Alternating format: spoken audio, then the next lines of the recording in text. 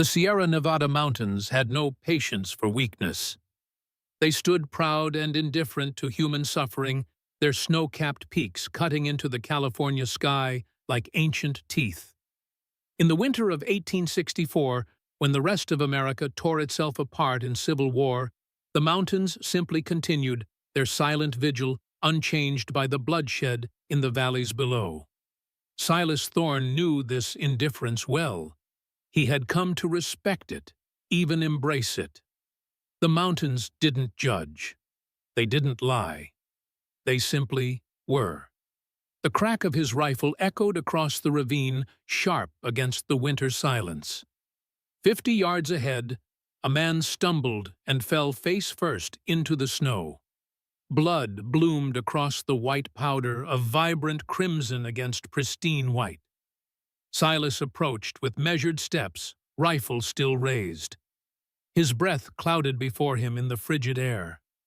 The snow crunched beneath his worn leather boots, each step deliberate as he closed the distance. "Didn't think I'd find you, Radley," Silas called out, his voice rough from disuse. "You've got poor judgment for a horse thief." The man Radley rolled onto his back, clutching his wounded leg. His face contorted with pain, fear flashing in his eyes as Silas loomed over him. Blood seeped between his fingers, staining the threadbare gloves. I can pay you," Radley gasped, his words puffing white in the cold air. "More than the bounty, please." Silas regarded him with cold gray eyes that matched the winter sky. His weathered face betrayed nothing, not mercy, not cruelty, simply calculation.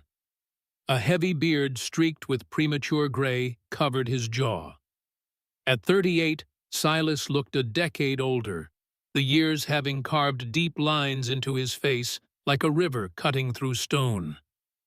3 days I've tracked you," Silas said, crouching beside the wounded man. 3 days you've kept me from my cabin in this cold. And now you think money changes that? Fear flashed across Radley's face. Everyone knew the reputation of Silas Thorne. The shadow hunter, they called him, in whispers around campfires. A man who always found his target. A man who showed no mercy. Silas reached into his coat, and Radley flinched, expecting a knife. Instead, Silas pulled out a length of bandage. "Hold still," he commanded, tying the bandage tight around Radley's wounded leg. The thief winced, but didn't dare move. "That'll stop you bleeding out before you reach Carson City." Confusion replaced the fear in Radley's eyes. "You're not taking me in." Silas stood towering over the wounded man. "You stole from Judge Mills. Man's got 3 horses, better than the one you took. He'll survive." He gestured toward the east with his rifle barrel. "Carson City's half a day's ride that way. Your horse is still tied where you left him." "Why?" Radley whispered, disbelieving. Silas's expression remained impassive. "The poster said, 'Dead or alive.' I chose. But if I see your face in these mountains again, I'll choose differently." He turned and began walking away. "And Radley the judge has friends who'll hire men less forgiving than me. Leave California. Start over." Without looking back, Silas continued through the snow, whistling once, a low, sharp sound that carried across the ravine. From the tree line, a large gray wolf emerged, its yellow eyes alert and wary. The animal loped toward Silas, falling into step beside him. "Let's go home, Ghost," Silas murmured, his hand briefly touching the wolf's massive head. "Storm's coming." The cabin stood alone on the western slope, half hidden by towering pines. Smoke curled from the stone chimney, disappearing into the gathering darkness. Silas approached with Ghost at his side, the first snowflakes of the impending storm swirling around them. The structure wasn't grand, a simple, sturdy shelter built by Silas's own hands 3 summers ago. Logs stacked and sealed against the brutal mountain winters, a sloped roof, to shed the heavy snow's small windows to keep in the heat. It wasn't much, but it was his, no one else's, just as he wanted it. Inside the cabin was spare, but orderly. A stone fireplace dominated one wall, its flames casting flickering shadows across the plank floor. A narrow bed occupied one corner, a rough-hewn table and chairs another. Shelves lined with preserved foods, ammunition, and the few books Silas allowed himself as luxuries. Ghost padded to the bearskin rug before the fire, circling 3 times before settling down with a contented huff. Silas hung his rifle on the wall pegs, shrugged off his heavy coat, and moved to stoke the fire. The routine was comfortable, familiar. "Another week before we need to check the northern traps," Silas said to Ghost, who watched him with intelligent eyes. Talking to the wolf had become habit in the years of solitude. Ghost never answered, but he always seemed to understand. Silas prepared a simple meal, salted venison beans, and the last of the cornbread. He ate in silence, occasionally tossing scraps to Ghost. Outside, the wind picked up, howling around the cabin's corners like a living thing. The storm had arrived. Later, as darkness settled fully across the mountains, Silas sat before the fire, cleaning his rifle. The methodical task required little thought, allowing his mind to wander. He'd been in these mountains for nearly 5 years now, ever since leaving the bounty-hunting life behind. Ever since the massacre. The memories came unbidden, as they always did in the quiet moments.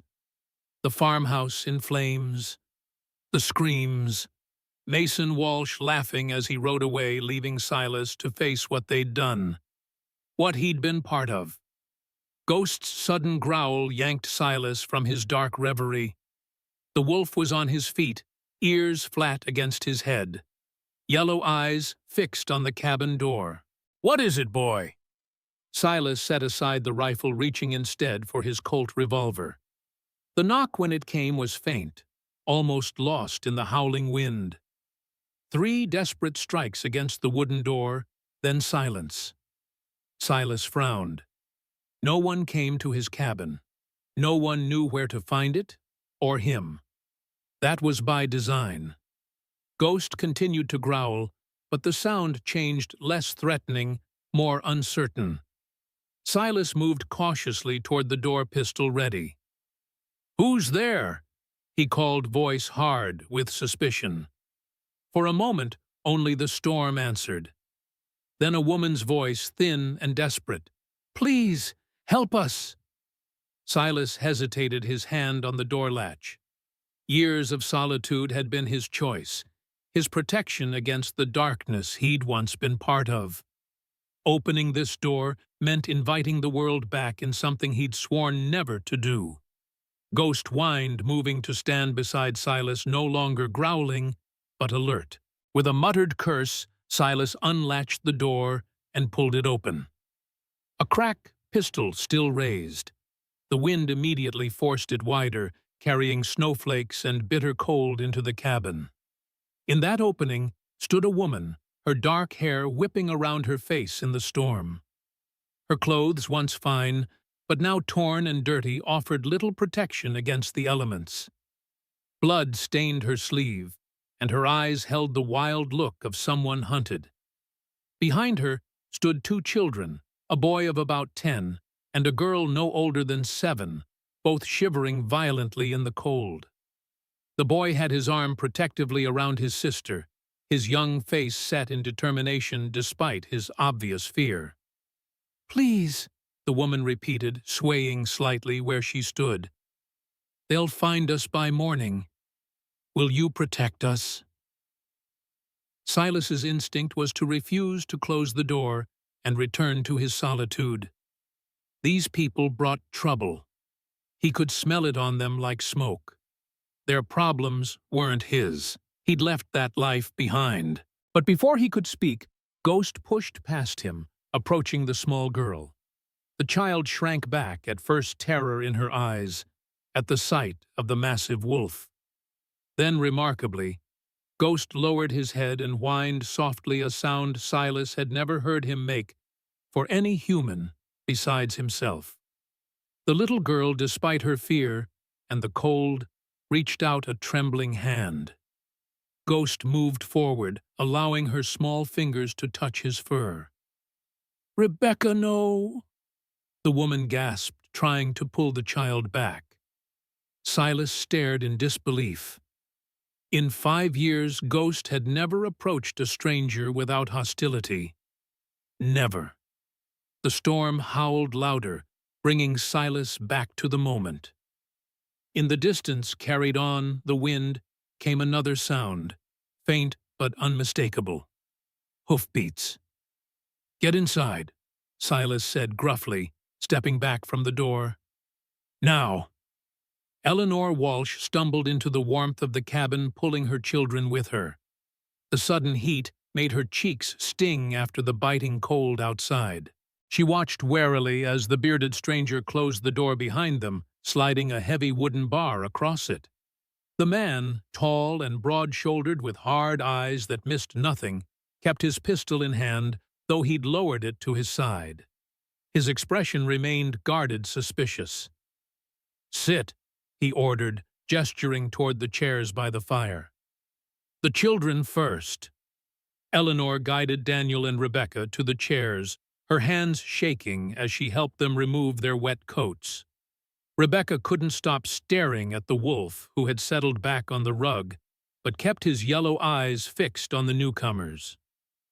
"You're bleeding," the man observed, nodding toward Eleanor's arm. She glanced down at the stained sleeve. "It's nothing. A branch caught me as we ran." "Sit," he repeated, moving to a shelf where he kept medical supplies. "Let me see it." Eleanor hesitated, then sank into the third chair. The warmth of the fire was making her dizzy, the pain in her arm suddenly sharper now that the numbing cold was receding. She watched as the stranger set his pistol within easy reach and began examining her wound. "I'm Eleanor," she said, feeling she should break the tense silence.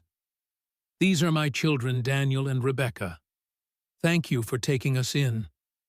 The man didn't look up from her arm, his touch surprisingly gentle as he rolled up her sleeve. "Silas Thorne," he said simply. "That's Ghost." He nodded toward the wolf. "Your wolf?" Eleanor started wincing as Silas cleaned her wound with a cloth dampened in whiskey. "He's not mine," Silas corrected. "We keep each other company. Found him as a pup after trappers killed his mother." He worked methodically, his scarred hands belying their gentle precision. "This needs stitches." Eleanor nodded, biting her lip as Silas threaded a needle. Daniel moved closer, his young face a mask of distrust as he watched the stranger work on his mother's arm. "You said they'll find us by morning," Silas observed, beginning to stitch the wound. "Who's hunting you?" Eleanor's eyes flicked to her children, then back to Silas. "Men who want something we have," she said carefully. Silas's hands never paused in their work. "That's not an answer." "It's all I can give you for now." Eleanor's voice was firm, despite her weakness. "Please, Mr. Thorne, we've been running for 3 days. We need shelter just until the storm passes." Silas tied off the last stitch and cut the thread. "The storm will last 2 days, maybe 3. His gray eyes met hers directly. "Whoever's after you won't wait that long. I heard horses before I closed that door."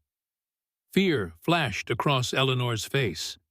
She hadn't heard them over the storm, but she didn't doubt him. "Then we'll leave at first light. We won't bring trouble to your door." Silas stood putting away his medical supplies. "Too late for that." He moved to the window, peering out through a small gap in the shutters. The night was black as pitch, the storm obscuring everything beyond a few yards of the cabin. "If they're tracking you in this, they want you badly." Eleanor didn't answer, but her silence was confirmation enough. "Mama," Rebecca whispered, tugging at her mother's skirt, "I'm hungry." The simple request seemed to break something in Eleanor. Her composed expression crumpled, tears filling her eyes. "I'm sorry, sweetheart. I don't have anything left." Silas watched this exchange, his face unreadable. After a moment, he moved to his shelves and took down some dried meat bread and a jar of preserves. He set them on the table without comment and returned to the window. "Eat," he said over his shoulder. "Then sleep. The bed's there." He nodded toward the corner. "I'll take the chair." Eleanor stared at him, surprised by the unexpected kindness. "Thank you," she said softly. "We won't forget this." Silas didn't acknowledge her gratitude. "Ghost and I will keep watch. If they come, stay quiet and do as I say." Daniel helped his sister to the table, his eyes never leaving Silas. "Can you really protect us from them?" the boy asked, his voice steady, despite the fear Eleanor could see in his eyes. Silas turned from the window, regarding the child with that same unreadable expression. "Depends on how many there are," he said honestly, "and how badly they want you." The fever took Eleanor in the night. Silas noticed it first when she began to murmur in her troubled sleep. The children, exhausted from their ordeal, slumbered deeply beside their mother in his narrow bed, but Eleanor twisted and turned, her skin flushed and damp. Silas approached cautiously, laying the back of his hand against her forehead. She burned like the embers in his hearth. The wound on her arm, though cleaned and stitched, had been left untreated too long. Infection had set in. "Mason," Eleanor whispered, her eyes moving rapidly beneath closed lids. "Please, forgive me. Had to take them." Silas frowned at the name. Mason. Something stirred in his memory, but he pushed it aside, focusing on the task at hand. He prepared a mixture of willow bark and other herbs remedies he'd learned from both army doctors and Indian healers during his years in the wilderness. As he worked, Daniel stirred, sitting up to watch with wary eyes. "What's wrong with her?" the boy asked, his voice small in the dim cabin. "Fever," Silas replied simply. "From the wound." Daniel moved closer, his face tight with worry. Will she be all right?" Silas met the boy's gaze directly. "I don't know," he answered truthfully. "But I've seen worse pull through." The honesty seemed to settle the child somewhat. He nodded, as if accepting Silas's assessment. "She got hurt when we escaped. Uncle Mason's men shot at us." Silas's hands stilled for a moment. "Mason," he repeated. "Your uncle." Daniel nodded, his young face hardening with anger beyond his years. "He killed my father. Now he wants my mother." Silas resumed his work, keeping his voice casual. "Why would your uncle kill your father?" The boy glanced at his sleeping sister before answering. "Pa found gold on Uncle Mason's land. Uncle Mason said it was his, but Pa said the claim extended into our property." His small hands clenched into fists. They argued. Then Pa didn't come home one night. Uncle Mason told everyone Pa had an accident in the mine. Silas handed Daniel a cool cloth. "Put this on your mother's forehead," he instructed, processing the information. "When did this happen?" 2 weeks ago, Daniel replied, carefully placing the cloth as directed. "After the funeral, Uncle Mason told Ma she had to marry him, or he'd take the house and leave us with nothing. She said no. That night I heard him tell his friend he'd make her change her mind." The boy looked up at Silas, his eyes old in his young face. "We left that same night. Took nothing but some food and Pa's old map." Silas mixed the herbal remedy into a cup of water. "Lift your mother's head," he said. "She needs to drink this." Together, they managed to get some of the medicine into Eleanor, who swallowed reflexively despite her delirium. When they finished, Silas studied the boy. "This, Mason," he said carefully. "What's his full name?" "Mason Walsh," Daniel answered. "He owns half the mines around Virginia City." The name hit Silas like a physical blow, though he kept his expression neutral. Mason Walsh, one of the Raven squad. One of the men who had ridden with Silas all those years ago, burning and pillaging in the name of justice. The man who had laughed as a family's home burned with them inside. Eleanor stirred again, her fevered mumblings growing more distressed. "Mason, the map! Can't let him find it." "She's been like this since yesterday," Daniel explained. "Talking about maps and gold." Silas nodded, his mind racing with this new information. If Mason Walsh was hunting this family, the situation was far more dangerous than he'd initially thought. Walsh wasn't a man who gave up easily, and he had resources: men, weapons, influence. "Get some sleep," Silas told Daniel. "Your mother will need you rested in the morning." The boy hesitated. "You won't send us away?" Silas considered the question. By all rights he should. These people brought trouble, deadly trouble, to his door. Mason Walsh was not someone Silas ever wanted to see again, let alone face in combat. His survival these past 5 years had depended on staying invisible, forgotten. But the thought of turning them out, of handing this family over to a man like Walsh, sat like a stone in his gut.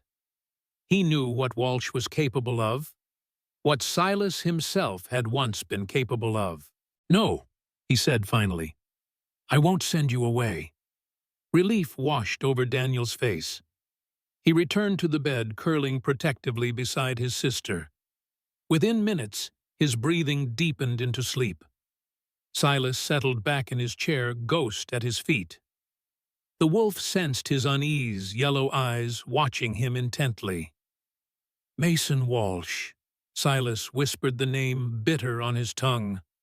"Of all the damned people to find my door." Outside, the storm raged on snow piling against the cabin walls. Somewhere out there, Silas knew Walsh and his men were seeking shelter, waiting for morning to resume their hunt. How many would there be? How heavily armed? And most importantly, how much did Walsh know about the hermit who lived in these mountains? Did he know Silas Thorne had made this place his home? Or was this cruel twist merely chance, the random cruelty of a universe that seemed determined to deny Silas his peace? Eleanor's fever burned through the night, her body fighting the infection. Silas tended her with the same meticulous care he showed his weapons, efficient, thorough, detached. But beneath that detachment, something stirred, something he'd thought long a dead as. As dawn approached, Silas made his decision. He would protect these people, not because he cared for them, but because he knew Mason Walsh. Because he understood what awaited them if Walsh caught up to them. Because sometimes the only way to bury the past was to face it head on. The first light of morning brought a temporary lull in the storm. Snow still fell, but the howling wind had calmed, allowing an eerie silence to settle over the mountains. Silas stood at the window, scanning the white landscape for any sign of movement. Behind him, Daniel sat at the table, mechanically eating the breakfast Silas had prepared. Rebecca remained curled beside her mother, who had finally fallen into a more peaceful sleep as her fever broke in the early hours. "Your mother's tough," Silas observed, not turning from the window. "Fever's down." Relief flooded Daniel's face. "Will she wake up soon?" "When she's ready." Silas continued his surveillance. "Finish eating. Then we need to talk." The boy obediently returned to his meal. Silas noted the careful way he set aside portions for his mother and sister, a child forced to become the man of the family too soon. It reminded Silas of himself at that age, after his own father had been killed in a mining accident. When Daniel finished, Silas finally turned from the window. "Your uncle," he said without preamble. "Tell me everything about him. How many men ride with him? What weapons do they carry?" Daniel's eyes widened at the directness of the questions. "Usually 6 men, his foreman Barton and 5 others. They all have rifles, and Uncle Mason carries 2 pistols." The boy hesitated. Are they coming here?" "Yes." Silas saw no point in lying to the child. "The storm slowed them down, but they'll have sheltered nearby. Once it clears, they'll pick up your trail." Fear flashed across Daniel's face, quickly replaced by determination. "What will we do?" Silas noted the "we," but didn't correct it. "First we prepare. Then we decide fight or run." He gestured toward Eleanor. "Much depends on your mother's condition." As if summoned by their conversation, Eleanor stirred her eyes, fluttering open. For a moment, confusion clouded her features as she took in the unfamiliar surroundings. Then memory returned, and with it, fear. "Daniel, Rebecca," she called, struggling to sit up. "We're here, Ma," Daniel said, moving quickly to her side. Silas hung back, watching as Eleanor embraced her children with her good arm.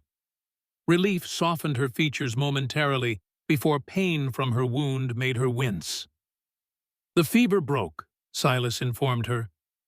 "But you need to rest. The infection's still fighting." Eleanor's eyes found his gratitude and wariness mingling in their depths. "You helped us," she said simply. Silas shrugged. "Your boy told me about Mason Walsh," he said, getting straight to the point. "He'll be coming. Today, most likely." Eleanor tensed at the name, instinctively pulling her children closer. "Then we need to leave. Now." In this, Silas gestured toward the window where snow had resumed falling. "With your wound, you wouldn't make it 5 miles." "We can't stay," Eleanor insisted. "Mason has men resources. He'll kill anyone who stands in his way." Silas's expression hardened. "I'm aware of what Mason Walsh is capable of." Something in his tone made Eleanor study him more carefully. "You know him," she realized, her voice barely above a whisper. "I knew him," Silas corrected. "Years ago, we rode together for a time." Eleanor's face paled further. She pushed the children behind her as if to shield them from Silas. "You're one of his men." "No," the word came out sharper than Silas intended. "Not for a long time." He moved to the fire, stoking it higher against the growing cold. "Walsh and I had a disagreement about methods." "What kind of disagreement?" Eleanor demanded, still protective. Silas's jaw tightened. "The kind that ends with dead civilians and a man riding away from his past." He turned to face her. "I'm not proud of who I was then, but I'm not that man anymore." Eleanor searched his face, looking for truth or deception. Whatever she saw seemed to satisfy her somewhat, for she relaxed slightly. "If you know him, then you know we can't fight him." "Maybe not," Silas agreed. "But running isn't an option right now." He crossed to a trunk beside his bed, opening it to reveal an assortment of weapons. "How good are you with a gun, Mrs. Walsh?" "Eleanor," she corrected automatically. "And I've fired a rifle before hunting with my husband. I'm no sharpshooter." Silas nodded, selecting a Winchester repeater and checking its action. "Today might be a good day to improve." The riders emerged from the tree line just after noon, 6 men on horseback moving in a tight formation through the snow. Silas spotted them from the window, his experienced eye noting their weapons and approach. 7, he murmured to himself. 1 more than Daniel had mentioned. And they know exactly where they're going. Eleanor joined him at the window, her face grim. Though still weak from fever, she stood steady, the Winchester clutched in her hands. He brought all his men. Silas nodded. Stay back from the windows. Keep the children in the back room.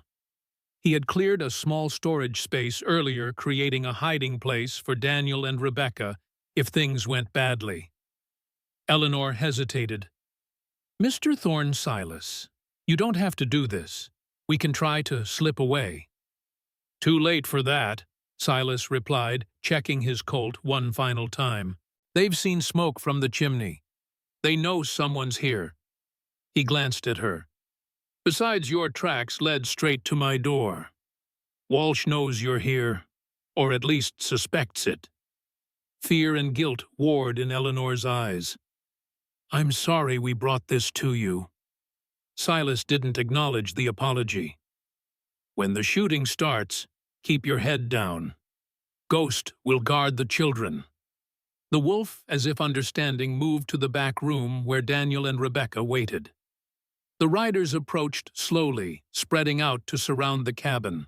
At their center rode a figure Silas recognized even after all these years. Mason Walsh had aged well, his once dark hair now streaked with distinguished silver, his bearing still proud and confident in the saddle.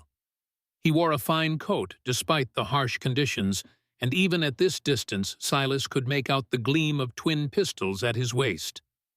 Eleanor Walsh, Mason called his voice carrying across the snowy clearing. I know you're in there. Come out now, and I'll be merciful. Eleanor's hands tightened on the rifle, her knuckles white. He's never been merciful a day in his life, she whispered. Silas moved away from the window, positioning himself beside the door. Let me handle this, he said quietly. For now. Taking a deep breath, he called back. No one by that name here, friend. You've got the wrong cabin. A pause followed. Then Mason's voice again, closer now. I followed their tracks straight to your door. Mountain man, don't play me for a fool. Silas caught Eleanor's eye, motioning for her to move to the corner where she'd have a clear shot if needed. Storm's been playing tricks, stranger, Silas shouted back. Ain't seen nobody but myself these past weeks. The sound of horses moving closer, snow crunching beneath their hooves. Then, Mason's voice sharp with command. Burn it! We'll flush them out. Eleanor gasped softly. Silas's expression hardened as he reached for the door. Stay ready, he murmured to her. Before she could respond, Silas unbarred the door and stepped outside, rifle in hand, but pointed at the ground. The cold hit him immediately, but he ignored it, focusing on the 7 men before him. Mason Walsh sat atop a magnificent black stallion flanked by his men. For a moment, surprise registered on his face at Silas's sudden appearance. Then his eyes narrowed, studying the bearded man before him. This is private property, Silas stated flatly. State your business or ride on. Mason leaned forward in his saddle, scrutinizing Silas more carefully. A flash of recognition crossed his features, quickly masked. Well, well, he said slowly. The mountains do harbor interesting secrets. Silas kept his expression neutral, though inwardly he cursed. Walsh had recognized him as he'd feared might happen. I'm looking for a woman and 2 children. Mason continued, his tone conversational now. My sister-in-law and her offspring. Family business, you understand. Like I said, Silas replied evenly, ain't seen nobody but myself. Mason smiled, but the expression didn't reach his eyes. Always were a poor liar, Thorne. He gestured to his men. Search the cabin. Silas raised his rifle, the motion smooth and unhurried. No one enters my home uninvited. The men hesitated, looking to their boss. Mason's smile widened, becoming something predatory. You're outnumbered, old friend. 7 to 1. Bad odds even for the legendary Shadow Hunter. Counted wrong, Silas replied calmly. Ghost makes it 7 to 2. As if summoned, the massive wolf appeared in the doorway behind Silas, teeth bared in a silent snarl. Several of Mason's men shifted uneasily in their saddles. Mason laughed, though Silas noted the tension in his shoulders. Always with the dramatic flourishes. He gestured around the clearing. Look at this thorn. Is this what the great shadow hunter has been reduced to? A hermit in a shack with a pet wolf? You used to ride with kings. We rode with devils, Silas corrected, his voice hard, and I left that life behind. Mason's expression darkened. You left a lot behind, including loyalty. He straightened in his saddle. Last chance, Thorn. Give me the woman and her brats, and we'll call our old debts settled. Silas didn't blink. There's no one here for you, Walsh. Ride away while you still can. For a long moment, the two men stared at each other, years of shared history and betrayal hanging in the air between them. Then Mason sighed dramatically. Have it your way, he said almost regretfully. Barton, kill the wolf. Johnson Parker, the hermit. Everything happened at once. Barton raised his rifle toward Ghost. Johnson and Parker swung their weapons toward Silas. And from inside the cabin came the sharp crack of the Winchester, the bullet striking Barton's shoulder before he could fire. Silas moved with the speed and precision that had made him legendary, diving to the side as he brought his own rifle up. His first shot caught Johnson in the chest, sending him toppling from his horse. His second grazed Parker's neck, causing the man to drop his weapon and clutch at the wound, blood seeping between his fingers. Ghost lunged forward, a gray blur of fur and fangs. He crashed into the horse of another rider, causing the animal to rear in panic and throw its rider into the snow. Mason Walsh had retreated to the tree line, drawing his pistols as he sought cover. "Kill them!" he bellowed. "Kill them all!" The clearing erupted in gunfire. Silas rolled behind a woodpile, returning fire with methodical precision. Inside the cabin, Eleanor continued to provide covering fire from the window. Her shots less accurate, but effective enough to keep Mason's men from advancing. A bullet splintered wood inches from Silas's head.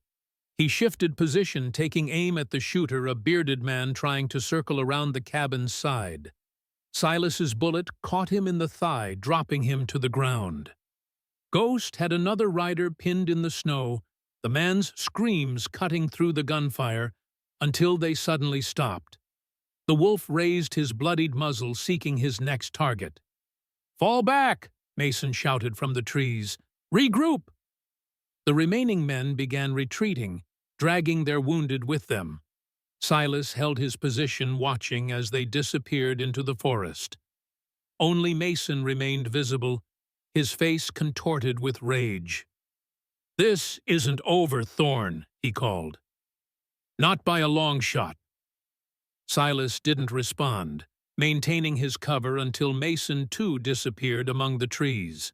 Only then did he stand, scanning the clearing for any remaining threat. 3 of Mason's men lay in the snow, 1 dead, 2 badly wounded. The others had retreated with their leader, but Silas harbored no illusions. They would be back, and in greater numbers. Ghost padded to his side, blood matting the fur around his muzzle. Silas checked the wolf for injuries, relieved to find none. "Good boy," he murmured, receiving a low whine in response. Eleanor appeared in the doorway, the Winchester still clutched in her hands.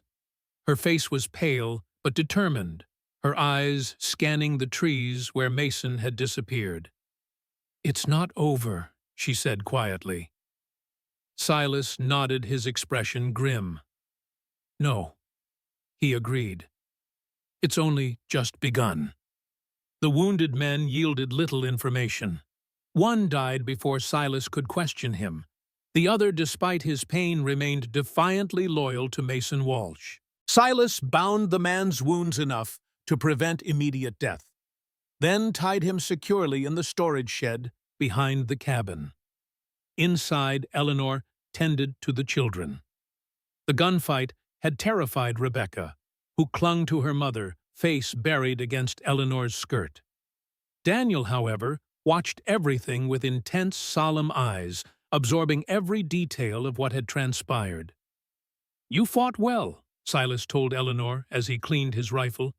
"Saved Ghost with that first shot."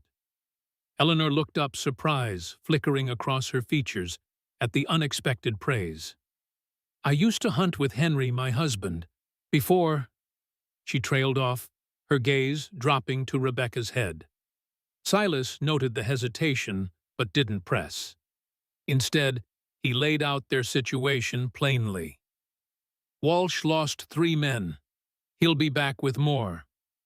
"How long do we have?" Eleanor asked. "A day, maybe less." Silas checked the ammunition he had remaining. "He'll ride to his mining camp, gather reinforcements. Probably return by tomorrow morning." Daniel stepped forward, his young face serious. "What will we do?" he asked, unconsciously echoing his earlier question. Silas considered the child. There was courage in the boy and intelligence. "We have options. None of them good." He gestured for Daniel to sit at the table. "Gather around. We need to plan." Eleanor guided Rebecca to the table, keeping a comforting arm around the girl's shoulders. Silas noted how the child's eyes kept straying to Ghost, who had settled by the fire to clean his blood-matted fur. "We could run," Eleanor suggested. "Use the storm as cover." Silas shook his head. "Walsh knows these mountains nearly as well as I do. He'd find us, especially with children slowing us down." He laid his map on the table. "The nearest settlement is Carson City, 2 days hard travel in good weather. In this snow, with Walsh hunting us, we'd never make it." "Then we stay and fight," Daniel said with determination beyond his years. "Against how many men?" Eleanor challenged gently. "Mason employs dozens at his mines." "He won't bring dozens," Silas replied, "too conspicuous. But 10, maybe 15 men, that's likely." He traced a route on the map. "There's another option. There's an old mining tunnel about 3 miles east. Cuts through the mountain, comes out near Silver Creek. If we could reach it, we could bypass the trails Mason would be watching." Eleanor finished, hope kindling in her eyes. Silas nodded. "It's risky. The tunnel hasn't been maintained in years. Might be collapsed in places."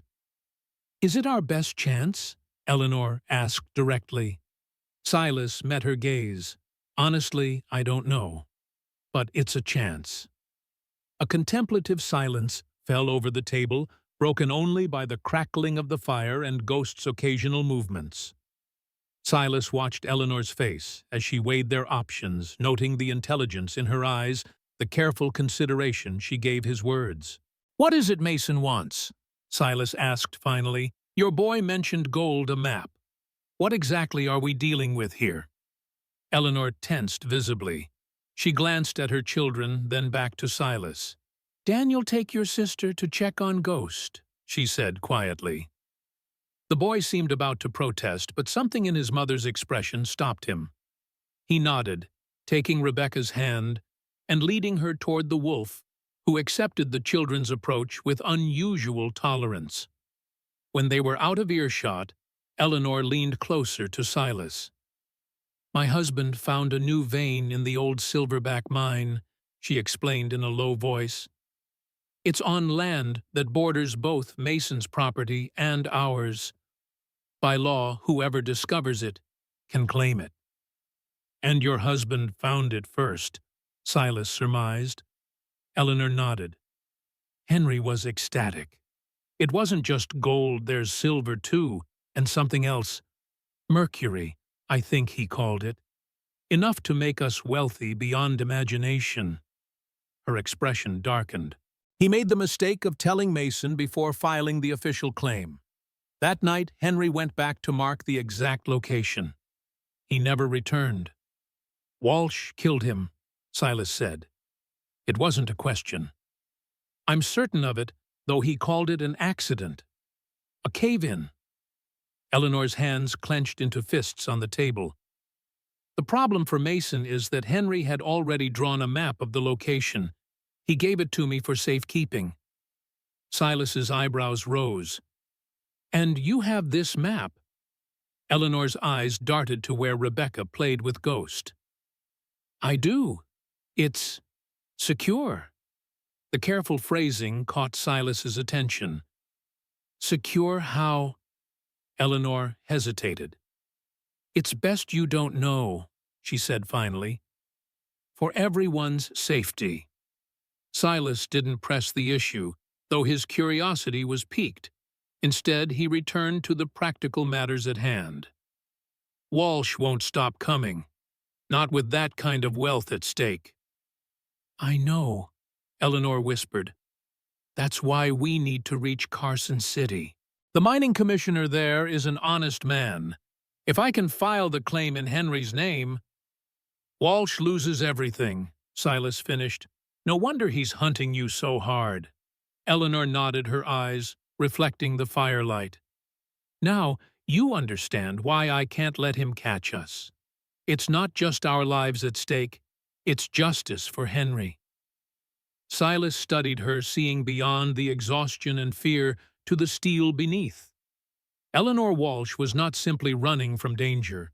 She was fighting for something, for her husband's legacy, for her children's future. It was a motivation Silas could respect, even if he'd long ago abandoned such causes himself. We leave at first light, he decided. For the mining tunnel. If we can get through, we'll have a day's head start on Walsh. He stood moving to check the windows. Get some rest.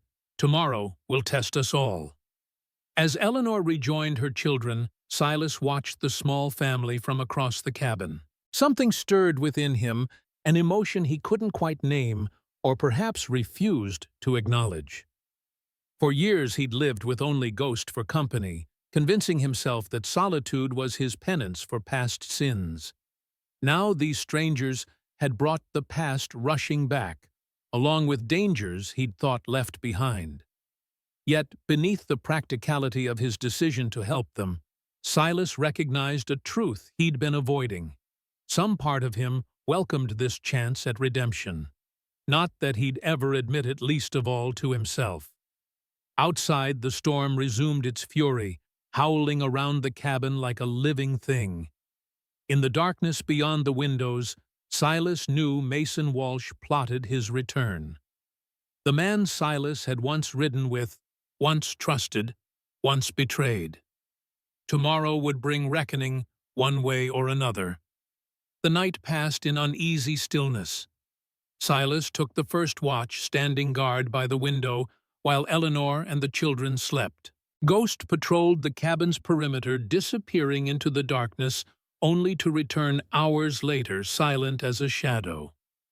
Around midnight, Eleanor joined Silas at his post. She moved quietly, careful not to wake her children. "You should be resting," Silas said without turning from the window.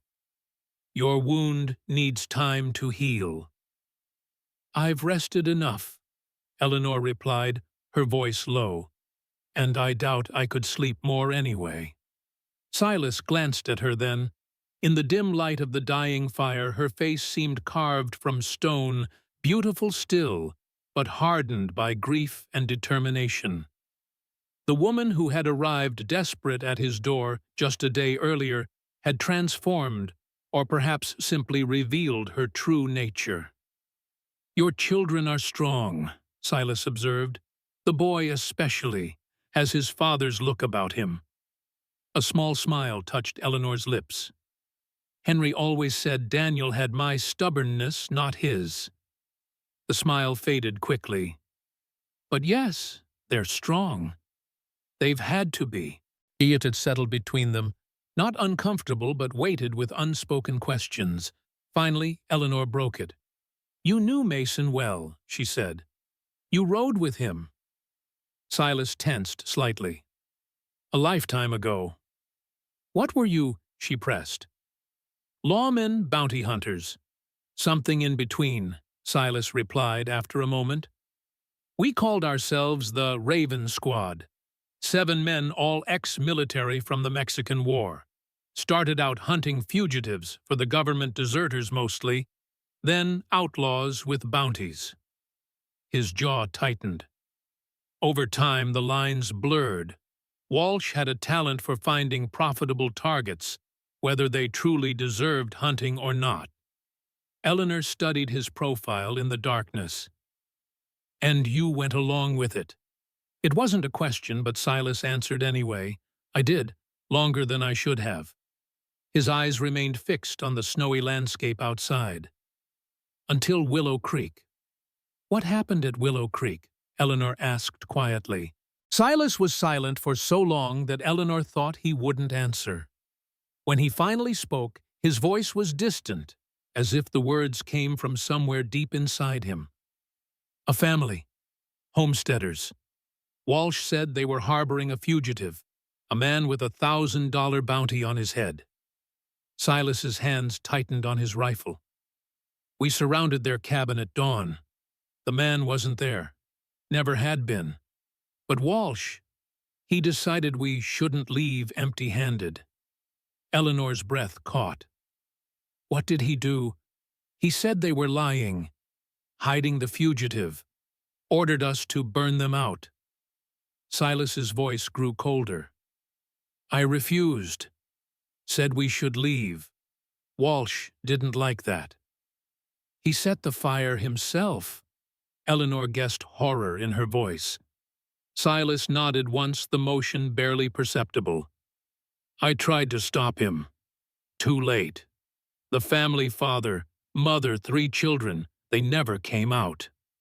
His eyes finally met Eleanor's, and in them she saw a haunted emptiness. I should have killed Walsh then. Instead, I just left, rode away, and never looked back. Eleanor absorbed this terrible revelation in silence. Silas had participated in what the Raven Squad had become, yet had drawn a line at Willow Creek. It didn't absolve him of his earlier actions, but it spoke to something within him that had rejected the path Walsh had taken. Is that why you live alone? She asked finally. Penance? Silas turned back to the window. Call it what you will. I found I preferred the company of mountains to men.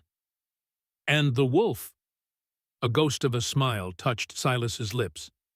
Ghost chose me, not the other way around. Found him as a pup mother killed by trappers. Tried to leave him, but he followed. Stubborn beast. As if hearing his name, Ghost padded silently into the cabin, shaking snow from his thick fur.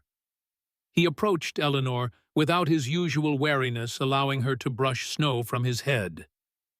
He's a good judge of character, Silas observed.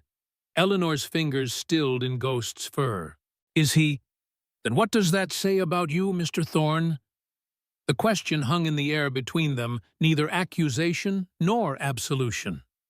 Silas had no answer for it, nor did Eleanor seem to expect one.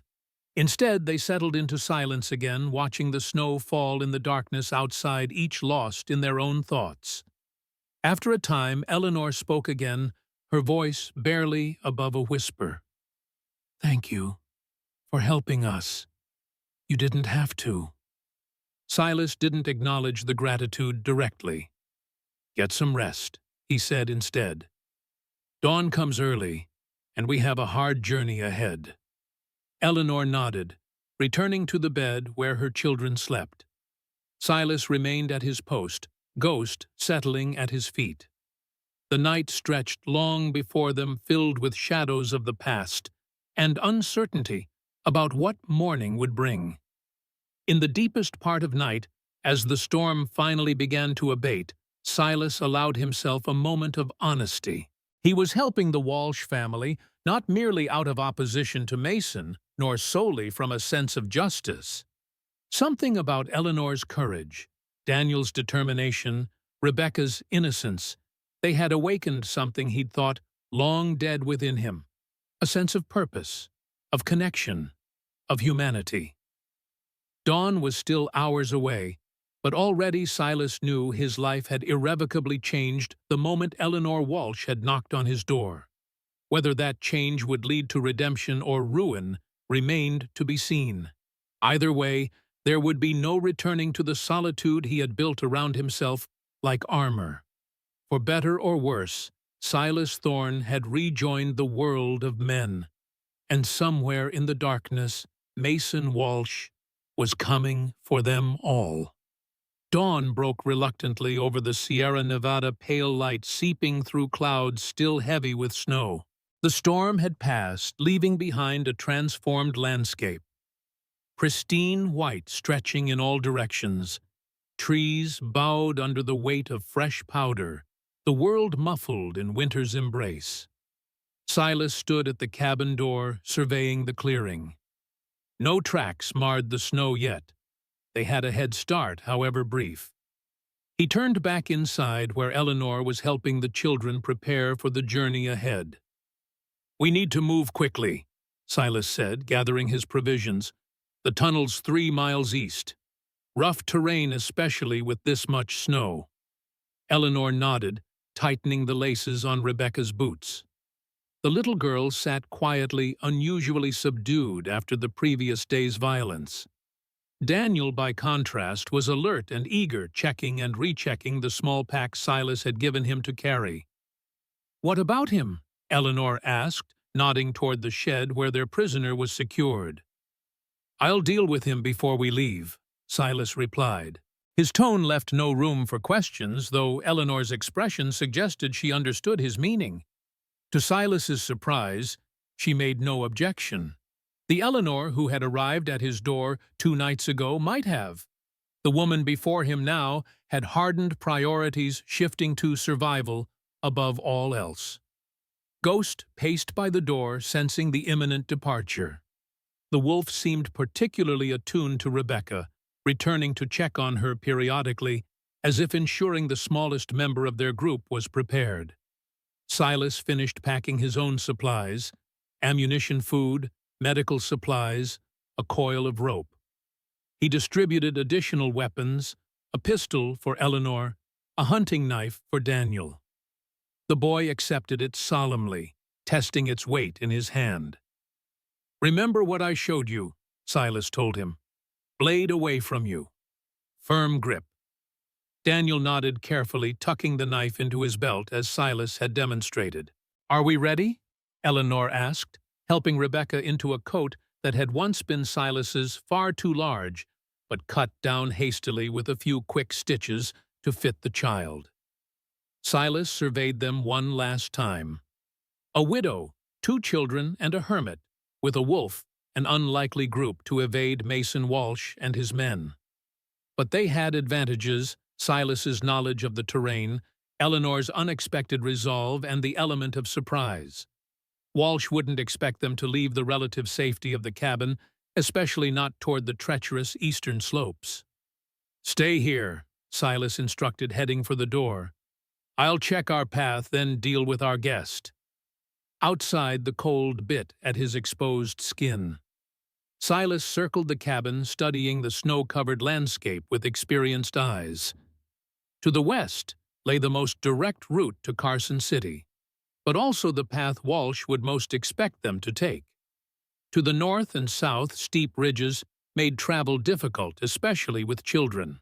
East, toward the abandoned mining tunnel, offered the best chance if they could reach it. Satisfied, Silas approached the storage shed. Inside, Walsh's man sat propped against the wall, hands bound behind his back. Despite his wounds and the night spent in the cold, defiance still burned in his eyes. "Come to finish me off?" the man asked, voice rough from thirst. Silas regarded him impassively. "Depends on how useful you make yourself." "I ain't telling you nothing. Not asking you to." Silas crouched to eye level with the prisoner. "But Walsh will be back soon. When he finds us gone, he'll track us. I'm just deciding whether to leave you here for him to find or make sure he doesn't." Fear flickered across the man's face. "You'd kill a wounded prisoner." "No," Silas replied honestly, But I don't have to make it easy for Walsh either. He studied the man thoughtfully. "What's your name?" The question seemed to surprise the prisoner. "Collins," he answered after a pause. "James Collins. You worked Walsh's mines before joining his personal crew." Collins nodded warily. "Then you know the old mining tunnel that cuts through Easton Ridge." Recognition flashed in Collins's eyes, quickly masked, but not before Silas caught it. "Don't know what you're talking about," Collins said. Silas allowed himself a small smile. "You just confirmed it still exists." He stood, decision made. "Here's how this goes, Collins. I'm leaving you tied, but with a knife just out of reach. Enough of a challenge that Walsh won't find you immediately, but you'll eventually free yourself. By then, we'll be long gone."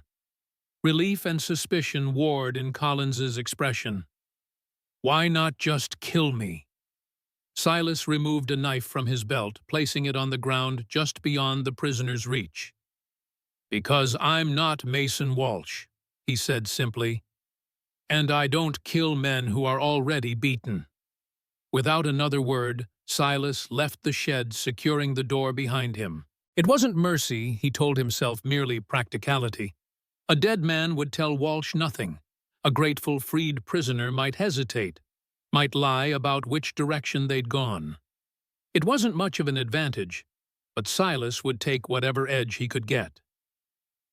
Back at the cabin, Eleanor waited with the children, all three bundled against the cold. Ghost sat alert beside them, yellow eyes watching Silas expectantly. "We're clear," Silas announced. "Let's move while we still have darkness on our side." With one last look at the cabin that had been his refuge for 5 years, Silas led them into the silent, snow-covered forest. The journey proved even more difficult than anticipated. The fresh snow, knee-deep in places, made each step an effort. For the adults, it was exhausting. For Rebecca, it was nearly impossible. After less than half a mile, Silas wordlessly scooped the child onto his shoulders, where she clung to him with small, mittened hands. Daniel trudged alongside Eleanor, occasionally stumbling, but always pushing forward, determined to keep pace.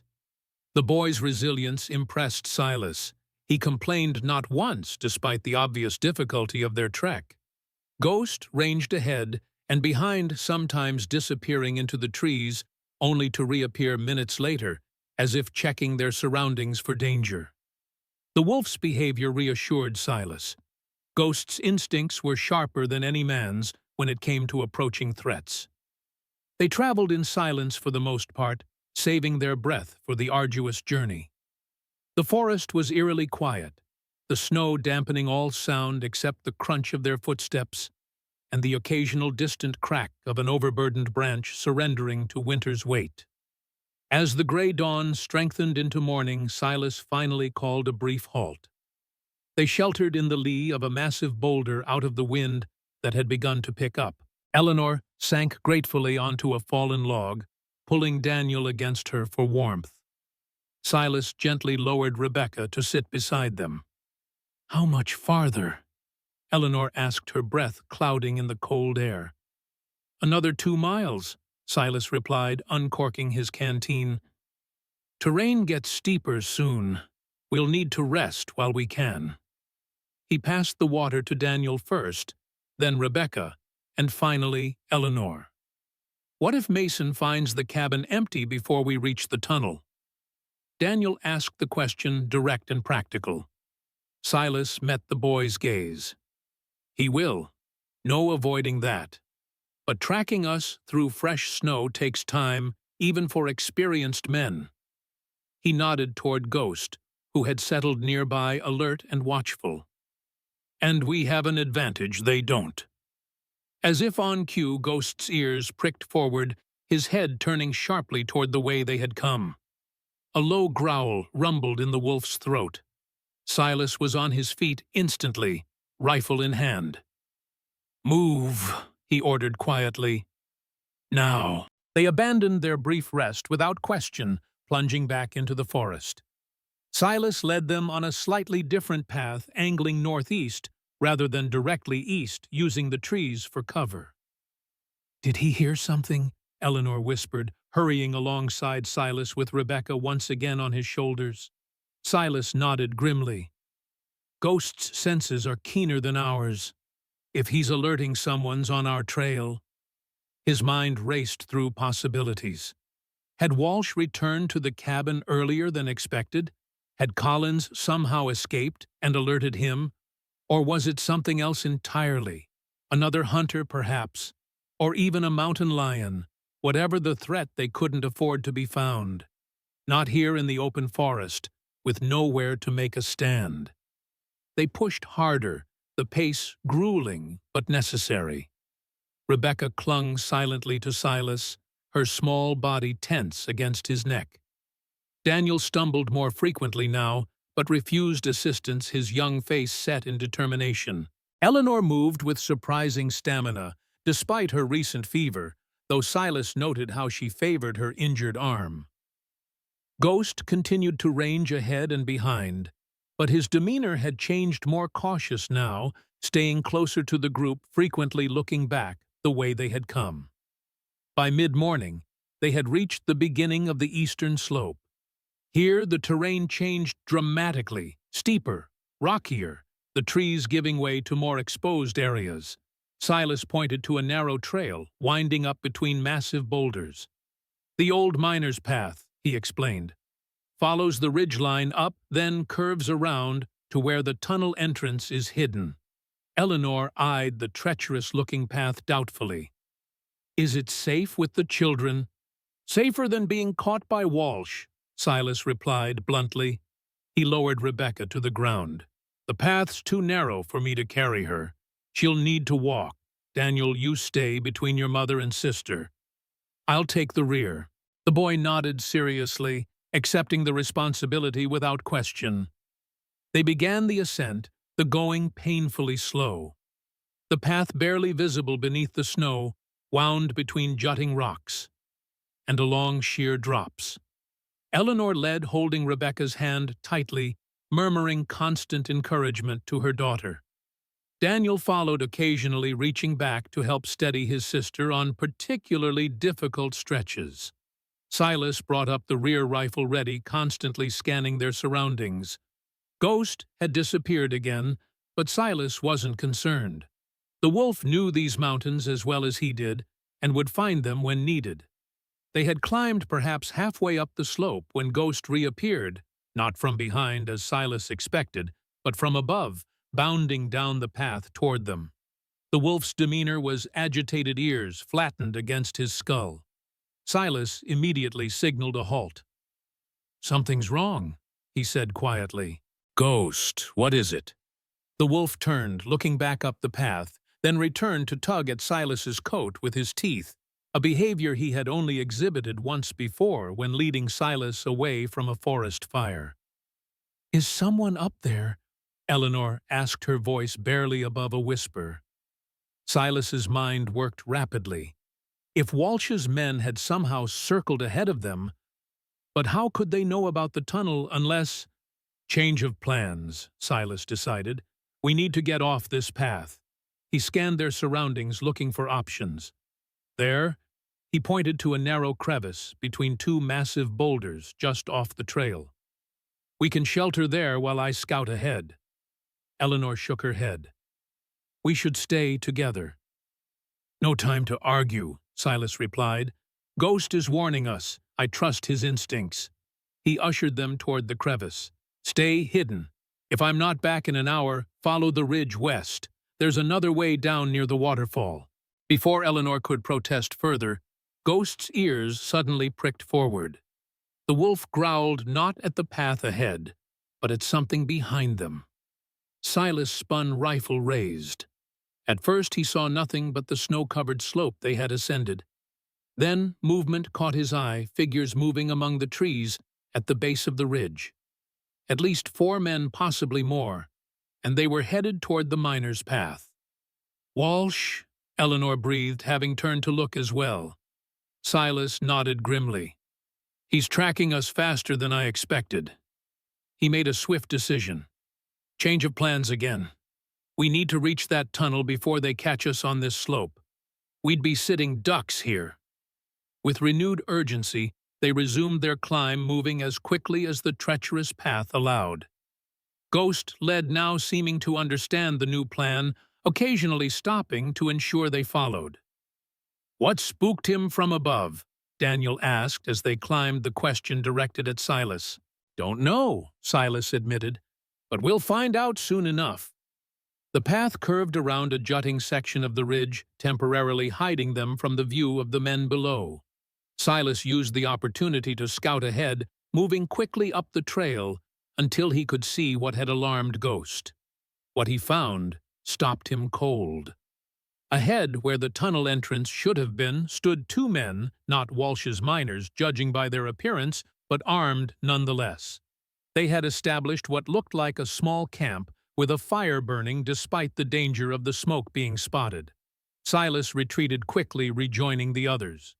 "Trouble," he said simply. "Two men at the tunnel entrance. Not Walsh's, but that hardly matters." "Prospectors," Eleanor suggested. "These mountains are full of men seeking fortune." "Maybe," Silas agreed. "But they're between us and our escape route." He glanced back down the path, though Walsh's men were not yet visible around the curve. "And we've got Walsh's crew coming up behind us." Daniel, who had been studying their surroundings with the careful attention Silas had come to expect from him, spoke up. "What about there?" He pointed to a narrow ledge branching off from the main path, skirting around the side of the ridge rather than continuing up. Silas followed the boy's gaze, considering. The ledge was dangerous, narrow, exposed with a sheer drop on one side, but it might allow them to bypass both the men at the tunnel entrance and Walsh's pursuing party. "Good eye," he told Daniel, earning a brief flash of pride in the boy's expression. "It's risky, but it might work." He turned to Eleanor. "That ledge likely connects to an old ventilation shaft. If we can reach it, we might be able to access the tunnel from another entrance." Eleanor glanced at the narrow ledge, then back at the path where Walsh's men would soon appear. "We don't have much choice, do we?" "No," Silas admitted. "We don't." He looked at Rebecca, who had remained remarkably quiet throughout their journey, her small face pinched with cold and fear. "I'll carry her across. The ledge is too narrow for her to manage alone." Eleanor nodded, kneeling to speak to her daughter. "Mr. Thorne is going to carry you again, Rebecca. You need to hold very still and do exactly as he says. Can you do that for me?" The little girl nodded solemnly, her eyes darting between her mother and Silas. "Is the bad man coming?" she whispered. "Yes, sweetheart," Eleanor answered honestly. "But we're going to hide from him, like a game." Rebecca didn't seem convinced it was a game, but she allowed Silas to lift her into his arms. Instead of placing her on his shoulders, this time he settled her against his chest, where he could keep her more secure for the precarious crossing. "I'll go first with Rebecca," Silas instructed. "Daniel next, then you, Eleanor. Go slowly, one step at a time. Keep your back against the wall of the ridge." With a deep breath, Silas stepped onto the narrow ledge. It was barely wide enough for a grown man's foot, requiring careful sideways progress. Rebecca clung to him tightly, her face buried against his coat, small body trembling. "It's all right," Silas murmured to her, surprising himself with the gentle tone. "I won't let you fall. Just keep holding on." Step by careful step, Silas edged along the ledge. The drop beside them was sickening, at least 100 feet to the jagged rocks below. He kept his eyes fixed ahead, focusing on each movement rather than the consequences of a misstep. Behind him, Daniel followed with the same careful deliberation he showed in all things. The boy pressed himself against the ridge wall, fingers finding small holds in the rock as he inched along. Eleanor came last, her face pale but determined. Ghost, surprisingly, had chosen to follow them onto the ledge rather than find another path. The wolf's sure paws navigating the narrow space with greater ease than his human companions. They had covered perhaps half the distance to where the ledge appeared to widen when a shout echoed from the path below. "There they are, up on the ridge!" Walsh's men had spotted them. Silas didn't look back, focusing instead on maintaining his balance while carrying Rebecca. "Keep moving," he called to the others. "Don't rush, one step at a time." A rifle shot cracked through the mountain air, the bullet striking the rock face above them, sending chips of stone raining down. Rebecca whimpered, clinging tighter to Silas. "Hold your fire, you fools!" a familiar voice bellowed from below Mason Walsh. "You'll kill the girl, and she has what we need." The cryptic statement registered in Silas's mind, but he had no time to dwell on it. They needed to reach the end of the ledge before Walsh found a way to cut them off. Another shot rang out, but not from below. This one came from ahead, from the direction of the tunnel entrance. One of the men they had spotted earlier was firing at them now, creating a deadly crossfire. "Down!" Silas shouted, crouching as best he could on the narrow ledge, shielding Rebecca with his body. Daniel immediately followed suit, pressing himself flat against the ridge wall. Eleanor, however, had no room to maneuver, caught in an exposed position. The bullet struck her left shoulder, the impact spinning her toward the edge. For a heart-stopping moment, Silas thought she would fall. Then Ghost was there, the wolf's body pressing against Eleanor's legs, stabilizing her against the wall. "Eleanor!" Silas called, unable to reach her while holding Rebecca. "I'm all right," she gasped, clutching her wounded shoulder. Blood seeped between her fingers, bright against her pale skin. "Keep going." Daniel had turned back at his mother's cry, his young face contorted with fear and anger. "Ma!" "Stay where you are, Daniel," Eleanor ordered through clenched teeth. "I'm right behind you." Silas hesitated, torn between continuing forward with Rebecca and trying to help Eleanor.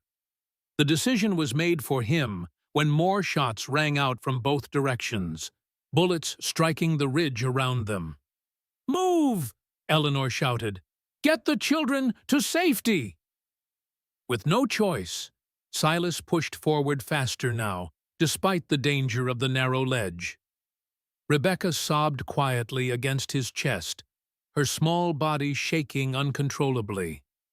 The ledge began to widen as it curved around the ridge. Ahead, Silas could see what appeared to be the entrance to a small cave or shaft, likely the ventilation access he had hoped for. If they could reach it, they would have some cover from the gunfire. "Almost there," Silas called back to Daniel and Eleanor. "Another 20 yards." Daniel had reached him. Now the boy's face streaked with tears, but his movements still careful and controlled. "Ma's hurt bad," he reported, his voice tight with fear. Silas glanced back. Eleanor was indeed struggling, her face ashen, but she continued to move along the ledge, Ghost still pressed protectively against her. The wolf, sensing her weakness, had positioned himself on her vulnerable side as if ready to catch her if she slipped. With a final effort, Silas reached the cave entrance, a dark opening in the ridge face, barely large enough for a man to enter. He set Rebecca down just inside immediately, turning to help Daniel in as well. "Stay here," he ordered the children. "I'm going back for your mother." Before Daniel could respond, a figure appeared at the far end of the ledge, one of the men from the tunnel entrance, rifle raised. Silas had no time to draw his own weapon. He shoved Daniel deeper into the cave and pressed himself against the rock wall just as the rifle fired. The bullet struck stone inches from Silas's head, showering him with fragments. Without hesitation, Silas pulled his pistol and returned fire. His shot caught the man in the chest, sending him staggering backward off the ledge, his scream fading as he plummeted to the rocks below. The momentary victory was overshadowed by a cry from Eleanor. Silas turned to see her stumble, one foot slipping on the narrow ledge. Ghost lunged, catching the edge of her coat in his powerful jaws, but the wolf's weight alone wasn't enough to counter her momentum. Eleanor's eyes met Silas's across the distance, a terrible acceptance in them. "The children," she called, her voice remarkably steady. "Keep them safe." Then she fell, Ghost still attached to her coat, both plunging toward the rocks below. "No!" Silas lunged forward, as if he could somehow bridge the distance between them. But it was too late. Eleanor and Ghost had disappeared from view, the only evidence of their fall, the echoing sound of impact that reached Silas moments later. Behind him, Daniel screamed, the sound raw and primal. Silas turned to find the boy attempting to push past him, desperate to see what had happened to his mother. Rebecca remained frozen in the cave entrance, her small face blank with shock. "Daniel, stop!" Silas commanded, catching the boy's arm. "You can't help her by falling, too." "Let me go!" Daniel fought against Silas's grip, fists pounding against him. "Mama!" Silas held firm, eventually pulling the struggling child back into the relative safety of the cave. "Listen to me," he said, his voice harsh with urgency. "Your mother wanted you safe. That's all she cared about. Honor that." Daniel collapsed against him, sobs racking his small frame. Rebecca finally moved, wrapping her arms around her brother, her own tears flowing silently. Silas held them both, his mind racing. Walsh's men would be searching for a way up to the ledge. The remaining man at the tunnel entrance would likely be approaching as well. They couldn't stay here. With a final glance toward where Eleanor had fallen, Silas made his decision. "We need to move," he told the children, his voice gentler now. "This shaft should lead to the main tunnel. It's our only chance." Daniel looked up, his tear-streaked face suddenly hard. "What about Ma and Ghost?" Silas met the boy's gaze directly. "If there's any chance they survived, we'll find them. But first we need to get you both to safety." That's what she would want. After a moment, Daniel nodded, straightening his shoulders with visible effort. Rebecca remained silent, her eyes wide with shock, but she took her brother's hand when he offered it. Silas turned to the dark shaft, pushing aside his own grief and guilt. There would be time for that later if they survived. For now, he had a promise to keep to protect these children with his life. "Stay close," he instructed, leading them into the darkness. "And watch your step." The ventilation shaft was narrow and choked with debris, evidence of years of neglect. Silas led the way, testing each step before allowing the children to follow. The darkness was nearly absolute, alleviated only by the faint light filtering in from the entrance and the occasional crack in the rock ceiling. Daniel followed immediately behind Silas, his earlier breakdown replaced by a grim determination that seemed far too adult for his young face. Rebecca clung to her brother's hand, moving mechanically, her eyes vacant with shock. Silas kept his senses alert for any sound of pursuit, but the thick rock walls muffled everything except their own breathing and footsteps. After what seemed like an eternity of careful progress, the shaft began to widen, the ceiling rising until they could stand upright. "We're getting close to the main tunnel," Silas whispered. "Stay quiet. There might still be men ahead." They continued forward, the darkness gradually giving way to a faint glow. Silas raised a hand, signaling the children to stop, then crept forward alone to investigate. The ventilation shaft opened into a larger tunnel, the main passage that cut through the mountain. Crude oil lamps had been placed at intervals along the walls, casting pools of yellowish light that barely pushed back the darkness. The air was thick with the smell of damp earth and the lingering scent of black powder. Silas scanned the tunnel in both directions. To the right, it curved away toward what he presumed was the entrance, where they had spotted the men earlier. To the left, it stretched deeper into the mountain, eventually leading to the exit near Silver Creek. No one was visible in either direction, but that didn't mean they were alone. Silas returned to the children, explaining the situation in hushed tones. "We need to go left," he concluded. "Stay quiet, stay close to the wall. If I signal you to hide, do it immediately." Daniel nodded, tightening his grip on Rebecca's hand. The little girl had still not spoken since witnessing her mother's fall, but she followed her brother's lead without resistance. They moved into the main tunnel, keeping to the shadows between the pools of lamplight. The passage was wide enough for mining carts, though none remained on the rusted rails that ran down its center. Support beams lined the walls and ceiling at regular intervals, many showing signs of rot and decay. Silas estimated they had covered perhaps a quarter of the tunnel's length, when a sound reached them, voices echoing from somewhere ahead. He immediately pressed the children against the wall into a shallow alcove where a support beam had partially collapsed. "Stay here," he whispered. "Don't move unless I call for you."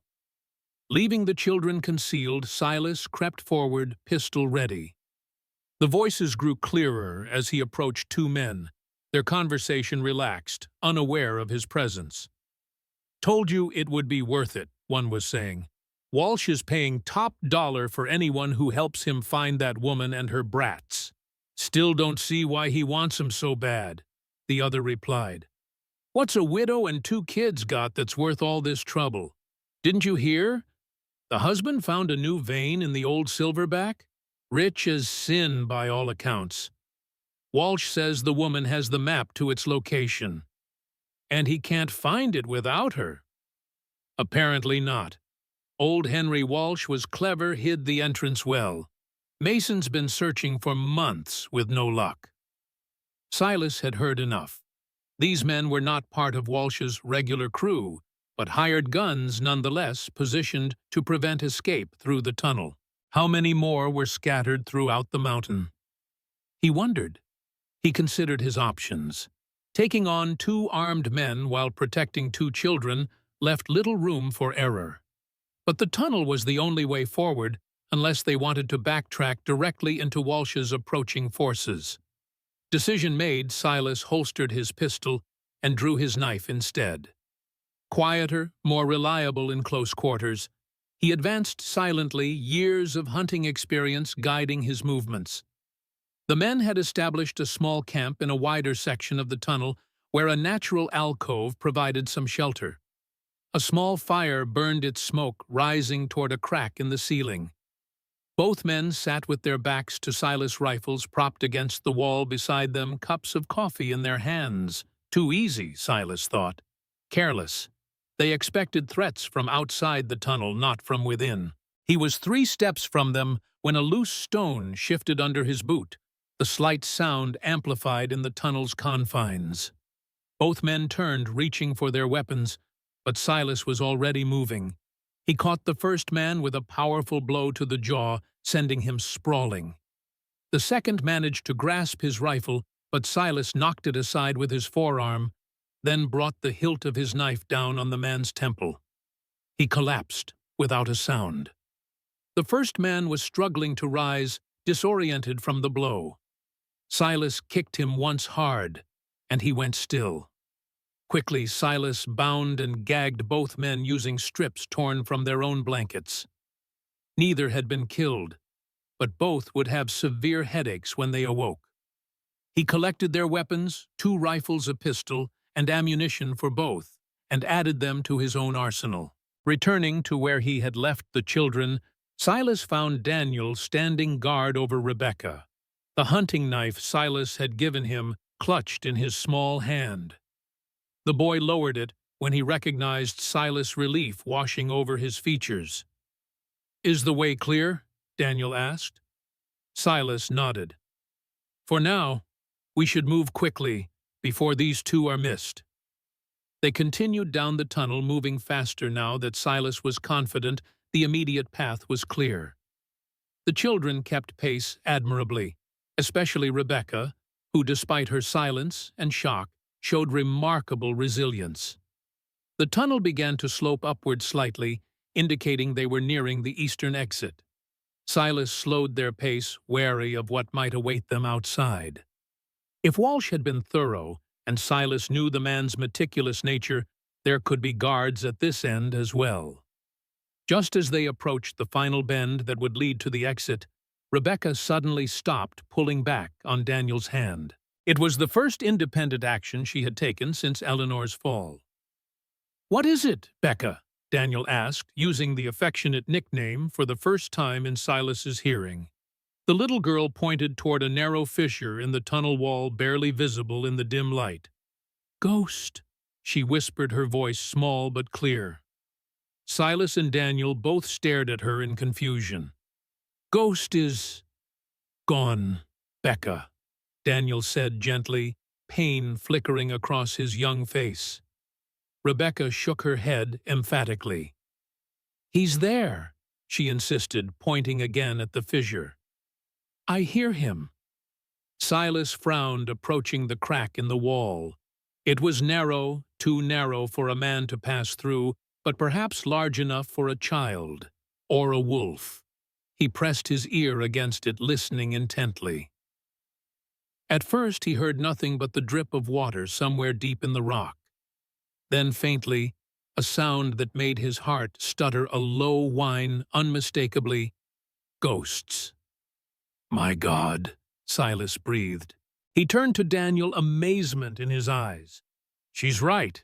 He's in there." Hope blazed across Daniel's face. "If Ghost is alive, maybe Ma—" Silas raised a hand, cautioning against too much optimism. "Let's see what we're dealing with first." He examined the fissure more carefully. It appeared to be a natural formation, perhaps a fault in the rock that had widened over time. Beyond it lay darkness, but Silas could feel a faint breath of air suggesting it opened into a larger space.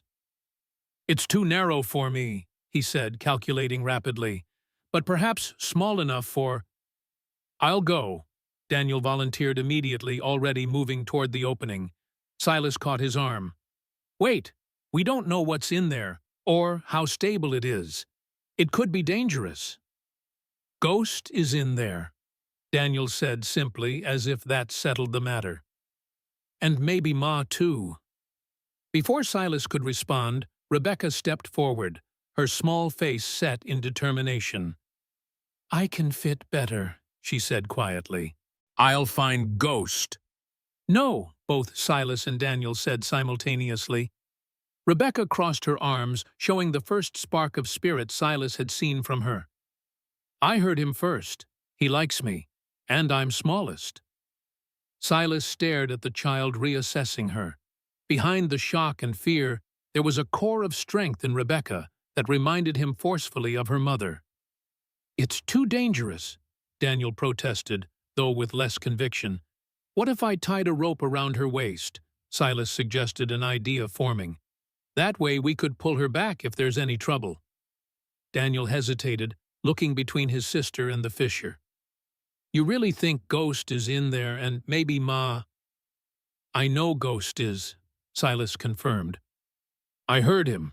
As for your mother—" He left the thought unfinished.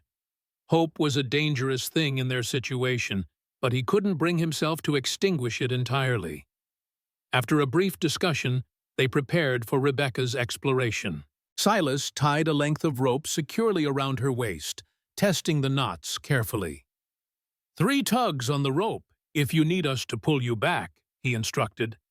"Don't go too far in, just enough to see what's there." Rebecca nodded solemnly, her earlier vacancy replaced by focused determination. With a final glance at her brother, she turned and slipped into the narrow fissure. Silas and Daniel waited tensely, paying out rope inch by inch, as Rebecca progressed deeper into the rock. The minutes stretched endlessly, the silence broken only by their breathing and the occasional scrape of Rebecca's movement through the tight passage. Then the rope went slack. Silas and Daniel exchanged alarmed glances.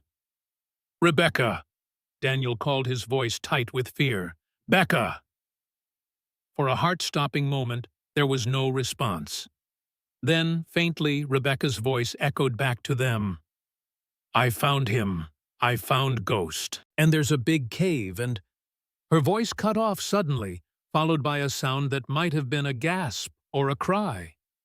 Daniel lunged for the rope, but Silas was faster, already pulling it taut, ready to haul Rebecca back through the fissure if necessary. "Rebecca!" he shouted. "What's happening? Are you all right?" The seconds stretched like hours, then Rebecca's voice again wavering with emotion. "Mama's here. She's hurt, but she's alive." The next hour passed in a blur of frantic activity. The fissure, as Rebecca had discovered, opened into a larger cave, a natural formation that had likely intersected with the mining operations by chance. Eleanor lay there, badly injured but alive, with Ghost standing guard over her. The wolf had somehow broken her fall, then dragged her to safety through the narrow opening, an act of devotion that defied explanation. Eleanor's shoulder wound from the gunshot had been compounded by injuries from the fall, a broken leg, cracked ribs, numerous cuts and bruises. But she was alive, conscious though weak from blood loss. The challenge became extracting her from the cave. The fissure was far too narrow for Eleanor to pass through, even if she had been able to move. Silas explored the tunnel thoroughly, eventually discovering an old mining cart partially buried under fallen debris. With Daniel's help, he cleared and repaired it enough to be functional. Their plan was desperate but simple. Daniel would remain with his mother and Ghost in the cave, while Silas took Rebecca to the tunnel exit. If the way was clear, he would return with tools to widen the fissure enough for Eleanor to be moved. "I don't like splitting up," Daniel protested, though he understood the necessity. "It's the only way," Silas replied. "Your mother can't stay in that cave much longer. She needs medical attention." He checked his weapons one final time. "If I'm not back in 2 hours, there's a small pack of supplies near where the cart was buried. Enough food and water for a few days." Daniel nodded grimly, his young shoulders bearing the weight of responsibility with remarkable fortitude. "What if Walsh's men find the fissure?" "Ghost will warn you," Silas assured him. "And the opening is well hidden. You'll be safer there than with us, if there's trouble ahead." With a final exchange of instructions, Silas and Rebecca continued toward the tunnel exit, leaving Daniel to care for Eleanor and Ghost. The little girl moved with renewed energy, hope having replaced shock. She held Silas's hand tightly as they approached the final bend in the tunnel. Silas proceeded with caution, well aware that Walsh might have posted men at this exit as well. He left Rebecca concealed behind a support beam while he scouted ahead. The tunnel's eastern exit opened onto a narrow ledge overlooking Silver Creek Valley. The afternoon sun cast long shadows across the snow-covered landscape, the creek itself a dark ribbon winding through white. No guards were immediately visible, but Silas wasn't deceived. The open area beyond the exit provided little cover, a perfect killing field for anyone waiting to ambush those emerging from the tunnel. He returned to Rebecca, explaining the situation in simple terms. "We need to be very careful," he concluded. "Stay close to me, and if I tell you to run or hide, you do it without asking questions. Understand?" Rebecca nodded, her small face serious. "Is the bad man out there?" "Maybe," Silas answered honestly, "or his friends, but we're going to be smarter than them." They approached the exit cautiously. Silas studied the snow beyond the tunnel entrance, looking for tracks or other signs of human presence. Nothing obvious, but that didn't mean they were alone. Just as they reached the threshold, a voice called from somewhere to their right. "That's far enough, friend." Silas froze instinctively, pushing Rebecca behind him. He scanned the rocks and trees, Finally locating the speaker, a man perched on a boulder about 30 yards away, rifle trained on them. "We don't want trouble," Silas called back, assessing their options. The man had the high ground and a clear shot. Even if Silas could draw and fire quickly enough, Rebecca would be exposed. "Seems to me you've already found it," the man replied. He was older, perhaps in his 50s, with a weathered face and a thick gray beard. Not one of Walsh's usual men, Silas noted. "Step out where I can see you properly." With no choice, Silas complied, keeping Rebecca sheltered behind him as best he could. "The girl stays where she is," he said firmly. The man studied them for a long moment, his rifle never wavering. "You, Thorne?" he asked finally. The question caught Silas off guard. "Who's asking?" "Name's Jerome Phillips," the man replied. "Been tracking you since you left that cabin of yours. Had a devil of a time keeping ahead of Walsh's boys." Silas's confusion deepened. "You've been following us." "Why?" Instead of answering directly, Jerome lowered his rifle slightly. "The little one there, that's Rebecca Walsh, isn't it? Where's her mother and brother?" Wariness flooded Silas. How did this stranger know the children's names? "What's your interest in the Walsh family?" Jerome sighed, finally lowering his rifle completely. "Henry Walsh was my friend," he said simply. "I've been looking for his family since he was killed." A flicker of recognition. "You're a miner," Silas realized. "You worked with Henry." Jerome nodded. "More than that. I was with him when he found the new vein, helped him map it." His expression darkened. "And I was nearby the night Mason Walsh murdered him." Rebecca peeked out from behind Silas at the mention of her father. "You knew Papa?" she asked, her voice small but clear. Jerome's weathered face softened. "I did, little one. He was a good man. The best." He looked back at Silas. "Is Eleanor with you, Daniel?" "Daniel is safe," Silas answered carefully, still not entirely trusting this newcomer. "Eleanor is injured. She needs medical attention." Concern crossed Jerome's features. "How bad?" "Bad enough. Gunshot wound, broken leg, other injuries from a fall." Silas studied the older man. "You said you've been tracking us. You know about Walsh, then?" "I know he's got men all over these mountains looking for Eleanor and the children," Jerome confirmed. "I've been staying ahead of them, trying to find you first." He gestured toward the valley below. "I've got a wagon hidden about half a mile down. If we can get Eleanor to it, I can take you all to my cabin. It's remote, well hidden. Walsh doesn't know about it." Silas considered the offer, weighing the risks. Jerome seemed genuine, and his knowledge of the Walsh family suggested he was telling the truth about his connection to Henry. But trusting strangers had never come easily to Silas, especially not after years of isolation. "Eleanor is trapped," he said finally, "in a cave connected to the tunnel. We need tools to widen the opening." Jerome immediately slung his rifle over his shoulder. "I've got what we need in my pack. Lead the way." As they turned to re-enter the tunnel, Rebecca suddenly stopped, her head tilting as if listening.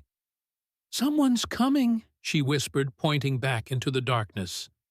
Silas and Jerome exchanged alarmed glances. Silas drew his pistol, positioning Rebecca behind them both. "How many?" he asked quietly. Rebecca shook her head. "I don't know, but they're coming fast."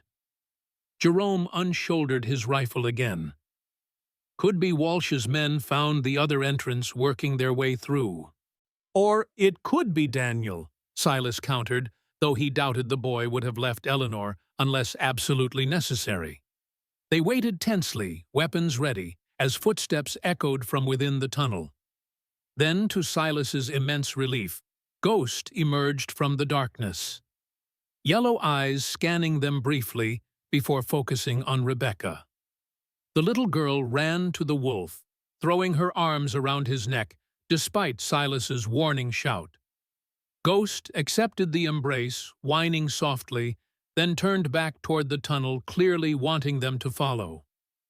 Something's wrong, Silas realized. He wouldn't leave Eleanor and Daniel unless— Before he could finish the thought, a gunshot echoed from deep within the tunnel, the sound bouncing off the rock walls until it was impossible to tell how far away it had originated.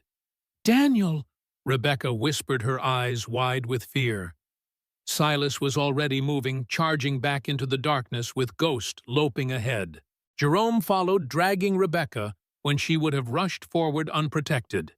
They raced through the tunnel, guided by the wolf, who moved with purpose toward the section where they had discovered the fissure. As they approached, more gunshots rang out closer now, accompanied by shouts and the sound of breaking rock. Ghost led them to a different position than where they had left Daniel, a small alcove several yards from the fissure, partially hidden by fallen debris. There, crouched behind a boulder, they found Daniel Eleanor's pistol clutched in his shaking hands. "They found us," the boy gasped when he saw Silas. "Broke through from another tunnel. They're trying to reach Ma." Silas peered cautiously around the boulder. Further down the passage, he could make out several figures working at the wall where the fissure was located. They had brought tools, pickaxes, and sledgehammers, and were systematically breaking through the rock. "Walsh?" Silas asked quietly. Daniel nodded. "He's there, talking about the map, saying Ma better have it, or—" The boy couldn't finish, his young face contorted with fear and rage. Jerome had joined them, keeping Rebecca sheltered behind him. "How many?" he asked. "5 that I could see," Daniel replied. "Maybe more further back." Silas calculated rapidly. Between himself and Jerome, they had 3 firearms. Ghost would account for another man in close quarters. But Eleanor was trapped in the cave, helpless, if Walsh's men broke through before they could intervene. "We need to draw them away from the fissure," Silas decided. "Get them to focus on us instead." Jerome nodded grimly. "Might work. Walsh doesn't know exactly where Eleanor is, or he wouldn't be breaking through randomly." "I'll create a distraction," Silas continued. "Jerome, take the children back toward the exit. If you hear shooting, get them out, and to your wagon." "No," Daniel protested immediately. "I won't leave Ma." "Neither will I," Rebecca added, her small face set in determination. Silas looked at the 2 children, so young, yet so resolute, and felt something shift within him. These weren't just strangers he had agreed to help. They had become his responsibility, perhaps even more than that. "All right," he conceded. "New plan. Jerome, can you circle around, maybe find a position further down the tunnel? If we can catch them in a crossfire—" The older man nodded, understanding immediately. "I know these tunnels. There's a maintenance shaft that connects about 20 yards back. I can come up behind them." "Good. Ghost will go with you." Silas turned to the children. "You 2 stay here hidden. Whatever happens, don't move unless one of us comes for you. Understood?" Both nodded solemnly. Silas handed Daniel his spare pistol. "Only as a last resort," he warned. "Don't fire unless they're right on top of you." With a final glance at the children, Silas and Jerome separated Ghost, following the older man as instructed. Silas moved carefully through the tunnel, using the support beams and fallen debris for cover as he worked his way toward where Walsh's men were breaking through the wall. As he drew closer, voices became clearer. Mason Walsh's distinctive tone carried above the others, sharp with impatience. "Work faster," he was saying. "She's in there, I'm sure of it. We heard movement." "This rock's harder than it looks, boss," one of the workers complained. "Could take hours to break through." "We don't have hours," Walsh snapped. Thorne and the children could be halfway to Carson City by now. We need that map. Silas paused, processing this information. Walsh believed Eleanor had the map on her person, which meant he didn't know its actual location. A potential advantage if Silas could use it correctly. He had reached a position with a clear line of sight to the work site. Walsh stood slightly apart from his men, directing their efforts, a pistol holstered at his hip. 4 miners wielded tools, breaking through the rock wall with methodical precision. A 5th man stood guard rifle ready, scanning the tunnel, though fortunately in the opposite direction from Silas's position.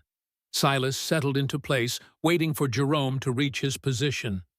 The plan was simple: create enough confusion to drive Walsh and his men away from Eleanor, then extract her from the cave and escape through the eastern exit. Simple, but far from easy. Several tense minutes passed. Then from deeper in the tunnel came the sound Silas had been waiting for, a single gunshot followed by a cry of pain.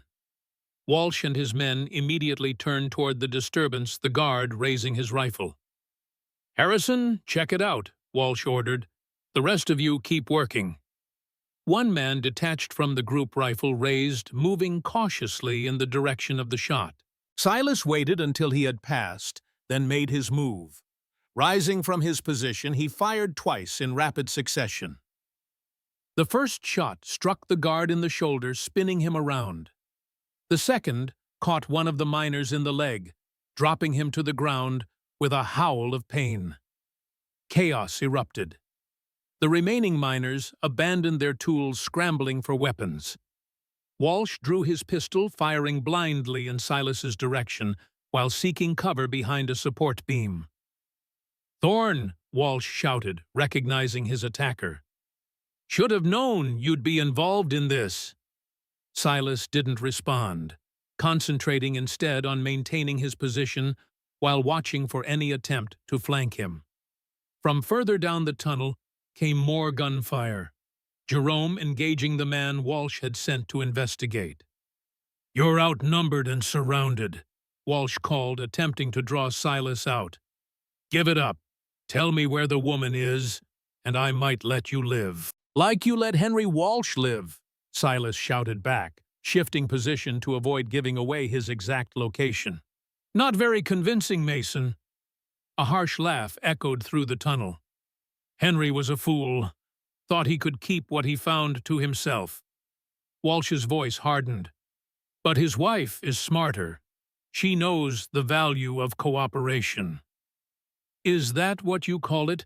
Hunting a widow and her children through the mountains?" "Business," Walsh replied coldly.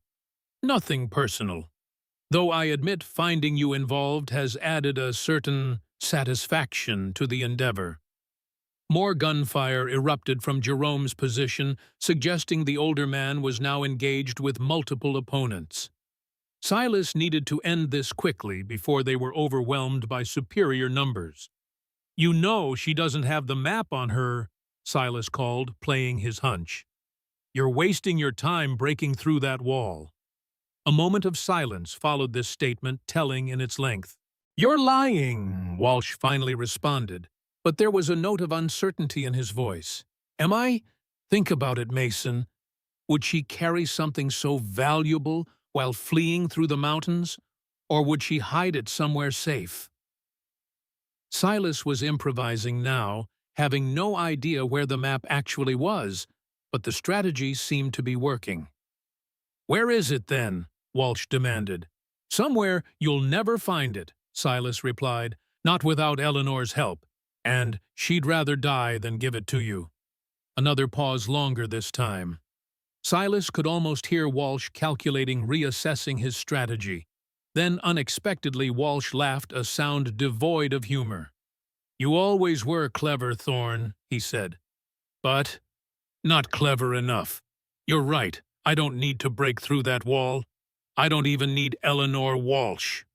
His voice shifted, becoming a shout directed at the cave. "You hear that, Eleanor? I don't need you anymore. I just need what you're protecting." Hillis frowned, not understanding Walsh's sudden change in tactics. Then, horrifyingly, realization dawned. The way Walsh had referred to what Eleanor was protecting, rather than the map itself. The strange statement earlier about not killing the girl, because she has what we need. It wasn't Eleanor who had the map. It was Rebecca. Before Silas could process this revelation fully, a deafening explosion rocked the tunnel.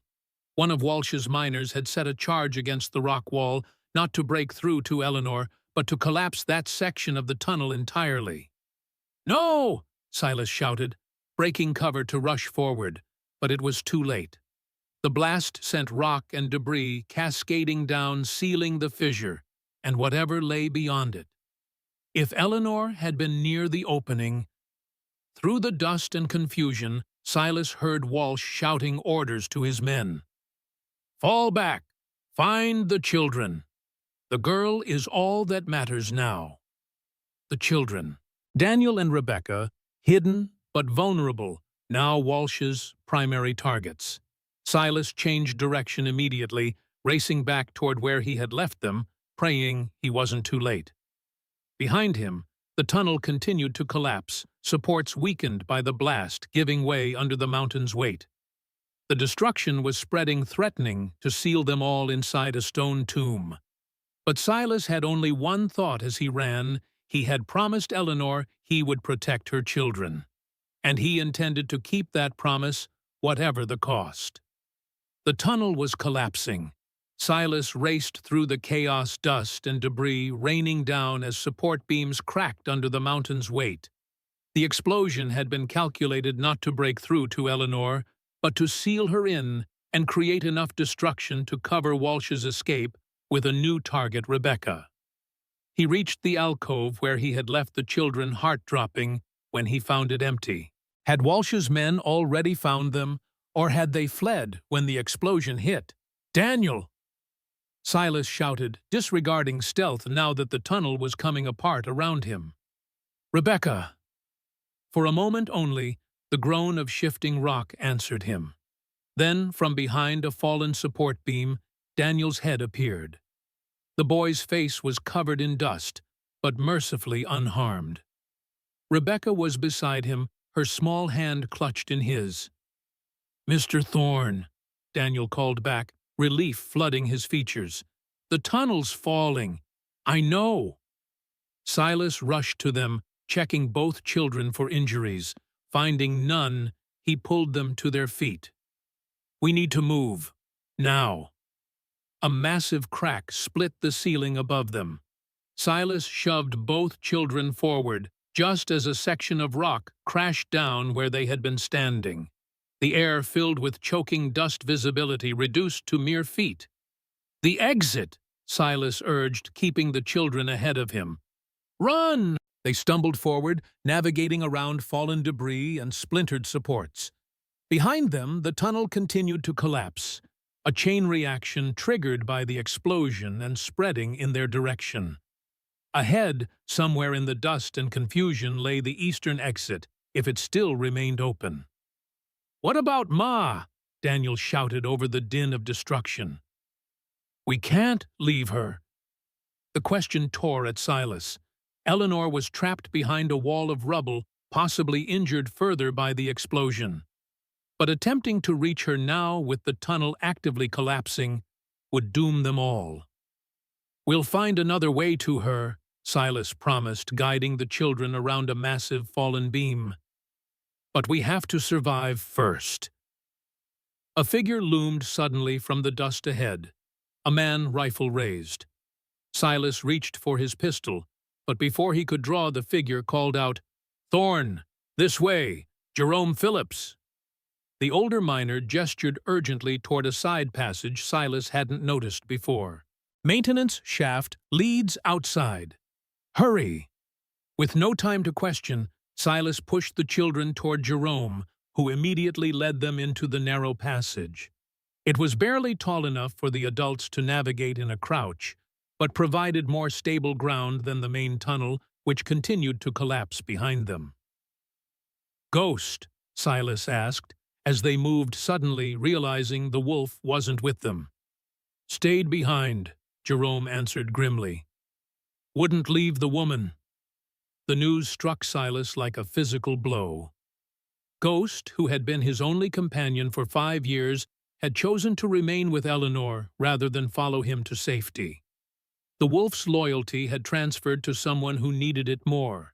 A final gift from an animal who had always seemed to understand more than any creature should.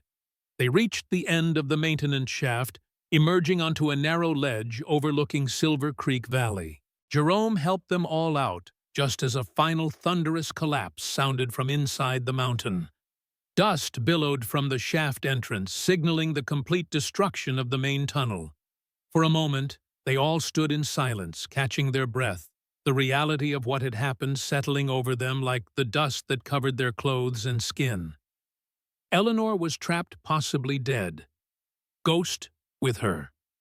And Mason Walsh was still out there now, hunting specifically for Rebecca. "Mr. Phillips," Daniel broke the silence, his young voice steady, despite the tears streaking the dust on his face. "Can we dig Ma out from the other side?" Jerome placed a gentle hand on the boy's shoulder. "Not from here, son. That explosion brought down half the mountain between us and her." He looked at Silas, a question in his eyes. Silas understood. Jerome was asking if they should tell the children the truth, that the chances of Eleanor surviving were remote at best. But Silas wasn't ready to surrender that hope, not completely. "There might be another way," he said carefully. "These mountains are riddled with old mining shafts and natural caves. If the one your mother is in connects to others—" Daniel seized on this possibility immediately. "Then we can find her. We just need to know where to look." "My cabin's about 3 miles south," Jerome said. "I've got maps there, geological surveys from when the mines were active. Might show us something useful." Silas nodded, relieved to have a concrete next step. "Then that's where we head." He glanced at Rebecca, who had remained silent throughout the exchange. The little girl stood slightly apart, staring back at the mountain with an unreadable expression. "Rebecca, are you all right?" She turned to him, her eyes surprisingly clear. "Ghost will keep Ma safe," she said with absolute conviction. "Until we come back."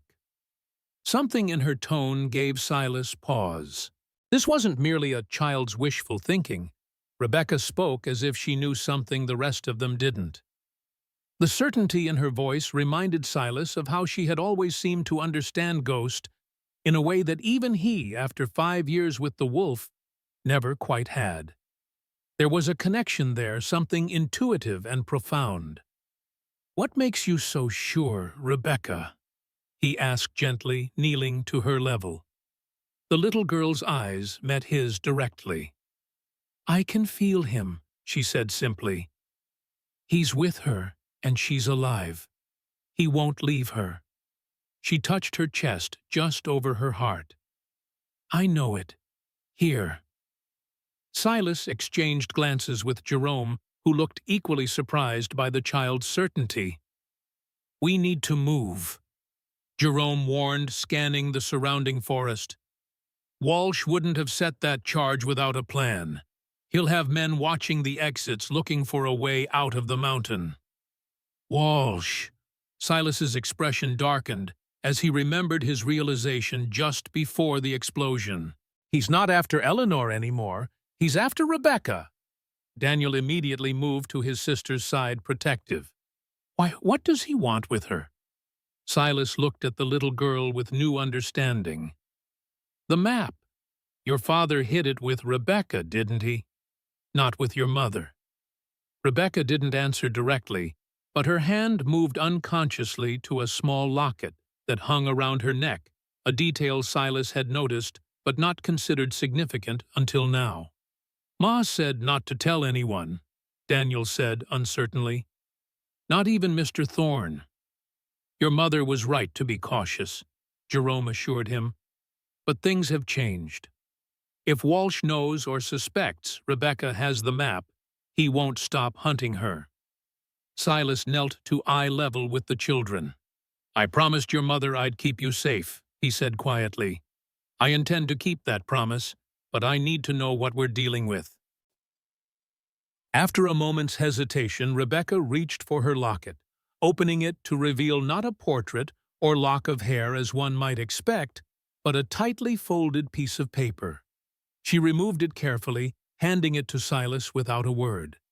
The paper, when unfolded, contained a detailed drawing, clearly the work of an experienced miner, showing tunnels, chambers, and precise measurements. In one corner, a small mark indicated a specific location labeled simply New Vein HW. "That's your father's work?" Silas asked, though the initials made the answer obvious. Rebecca nodded. "Papa gave it to me the night before he didn't come home. Said it was our secret treasure map, and I was to keep it safe." Her small voice trembled slightly. "He said, as long as I kept it with me, he'd always be watching over me." The simple statement struck Silas deeply. Henry Walsh had entrusted his most valuable possession to his youngest child, not just for safekeeping, but as a connection between them that even death couldn't sever. Jerome examined the map quickly. "That's the Silverback Mine, all right. Gold, silver, and mercury deposits, some of the richest I've ever seen. Enough to make a man wealthy beyond dreams." His weathered face hardened. "But it's more than money. These mineral rights mean control over Virginia City and half the territory. Whoever owns this claim essentially owns the future of Nevada mining. We need to get this to the mining commissioner in Carson City," Jerome continued. "With Henry's mark on the map, Eleanor can file the claim legally. Walsh would be cut out entirely." "Walsh knows that," Silas agreed. "That's why he's willing to kill to prevent it." Silas carefully refolded the map and returned it to Rebecca, who secured it in her locket once more, tucking it beneath her dress. With one last look at the mountain that had become Eleanor's prison, they began their descent into the valley, following Jerome's lead. The feeling of Ghost's absence weighed on Silas with each step. For 5 years, the wolf had been a constant presence at his side, a silent guardian through long winter nights and lonely days. Now, there was only emptiness where Ghost should be. Silas found himself listening for the familiar padding of paws on snow, turning to share observations with a companion who wasn't there. He wondered if this was how Eleanor felt. After losing Henry, that persistent sensation of someone missing, the instinctive expectation of their presence, followed by the sharp reminder of their absence. The thought created a new connection to Eleanor that surprised him with its intensity. Jerome's wagon was well hidden in a stand of pines near the creek, exactly where he had said it would be. The simple miner's cart with a canvas cover was pulled by a sturdy mule that greeted its master with a soft bray of recognition. As Jerome prepared the wagon, Silas helped the children climb into the back, noting how Daniel kept his sister close, one arm always around her shoulders. The boy had taken on a protector's role with remarkable seriousness, a child forced to become something more in the face of danger. It reminded Silas uncomfortably of his own childhood of responsibilities shouldered too young of growing up before his time. "You're doing well, Daniel," Silas said quietly, adjusting a blanket around the children's shoulders. "Your father would be proud." Daniel looked up, surprise and gratitude flashing across his young face, before he nodded solemnly. "Ma says I'm like him, that I have his eyes. You have his courage too," Silas replied, "and his determination to protect what matters." They set off along a narrow trail that paralleled Silver Creek, moving at the fastest pace the terrain would allow. Jerome handled the reins while Silas rode in back, with the children keeping watch for pursuers. The valley stretched out below them, pristine white, broken only by the dark line of the creek and occasional stands of pine. Beautiful country, Silas thought, worth fighting for, worth preserving. Daniel and Rebecca eventually huddled under blankets as the motion of the wagon and the events of the day caught up with them. They drifted into uneasy sleep, despite the wagon's constant jostling, their small faces finally relaxed in slumber. "How did you know?" Silas asked Jerome quietly, once certain the children were asleep. "About Eleanor and the children. About Walsh." Jerome's weathered hands remained steady on the reins. "I was there the day Henry found the vein," he began, voice low, to avoid waking the children. "We'd been working a played-out section of the old silverback for months, finding just enough color to keep going. Then Henry noticed something about the rock formation that I'd missed completely, a fault line that suggested a whole new direction." "And you followed it," Silas supplied. Jerome nodded, a ghost of a smile touching his lips. "Henry was always the visionary. I was just the muscle. We dug a new shaft, followed his hunch, and hit the richest vein I'd ever seen. Gold so pure you could practically pick it out with your fingers, and more silver running alongside it, and mercury too. And this was on the border between Walsh's claim and Henry's. That's what made it complicated," Jerome confirmed. "By law, the discoverer has first rights regardless of previous property lines. Henry knew his brother would fight it, but he had the law on his side. He documented everything prepared. 2 maps, one with the general location for the official filing, and that one," he nodded toward Rebecca's sleeping form, showing the exact location of the richest deposits. "But he never got to file the claim," Silas said. A shadow passed over Jerome's face.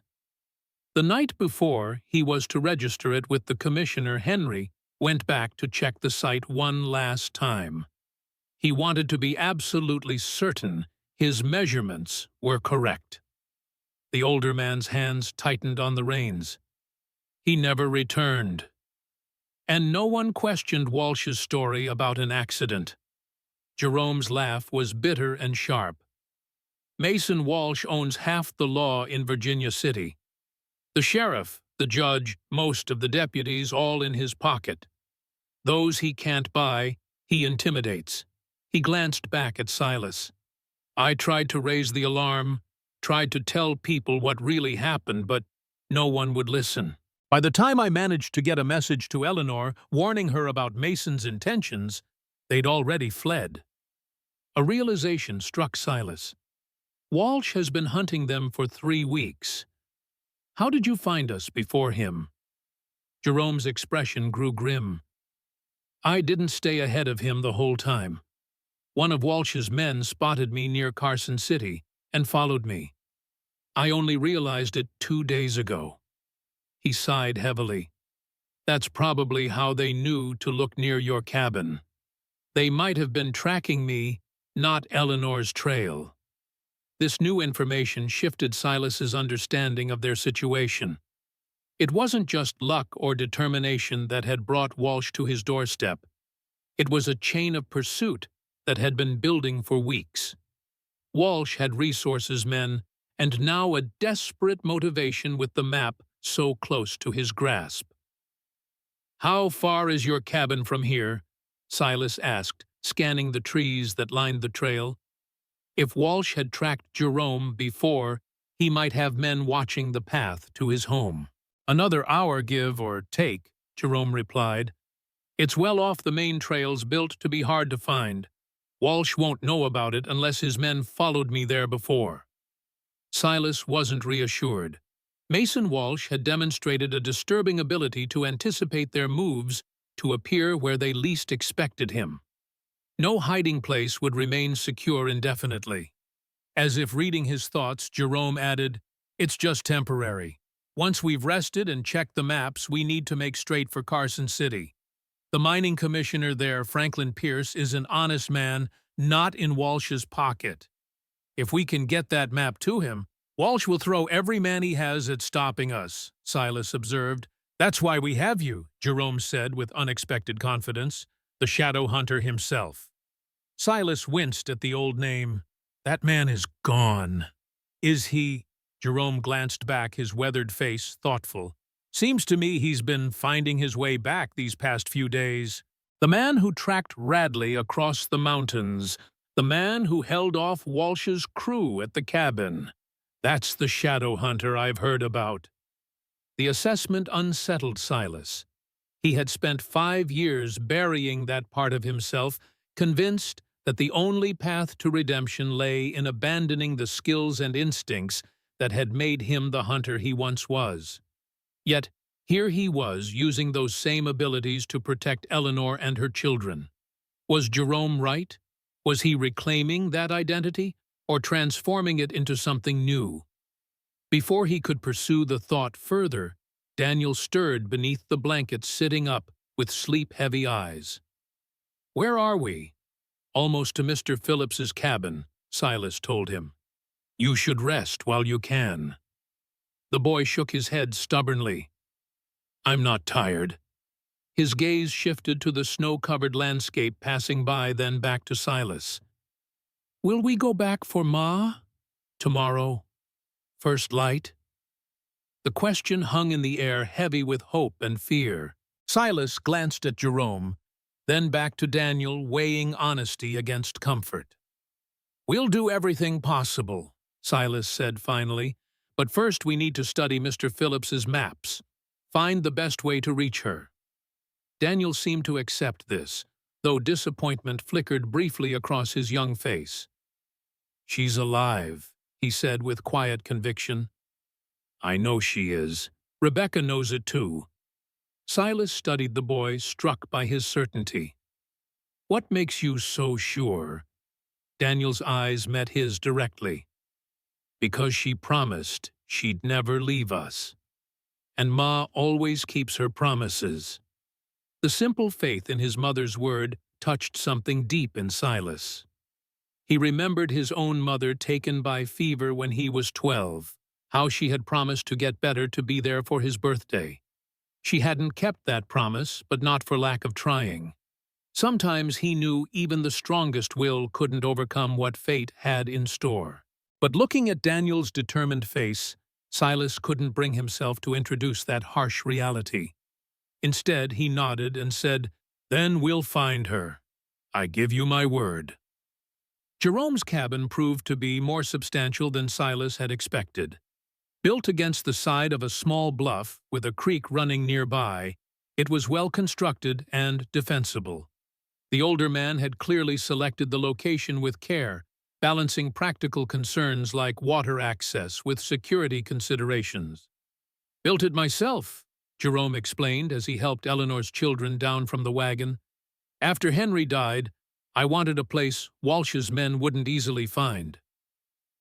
Inside the cabin was simply furnished but comfortable, a large stone fireplace, sturdy furniture shelves lined with supplies and books. A small bedroom opened off the main room, which Jerome immediately offered to the children. "You two rest here," he told Daniel and Rebecca as he showed them the room.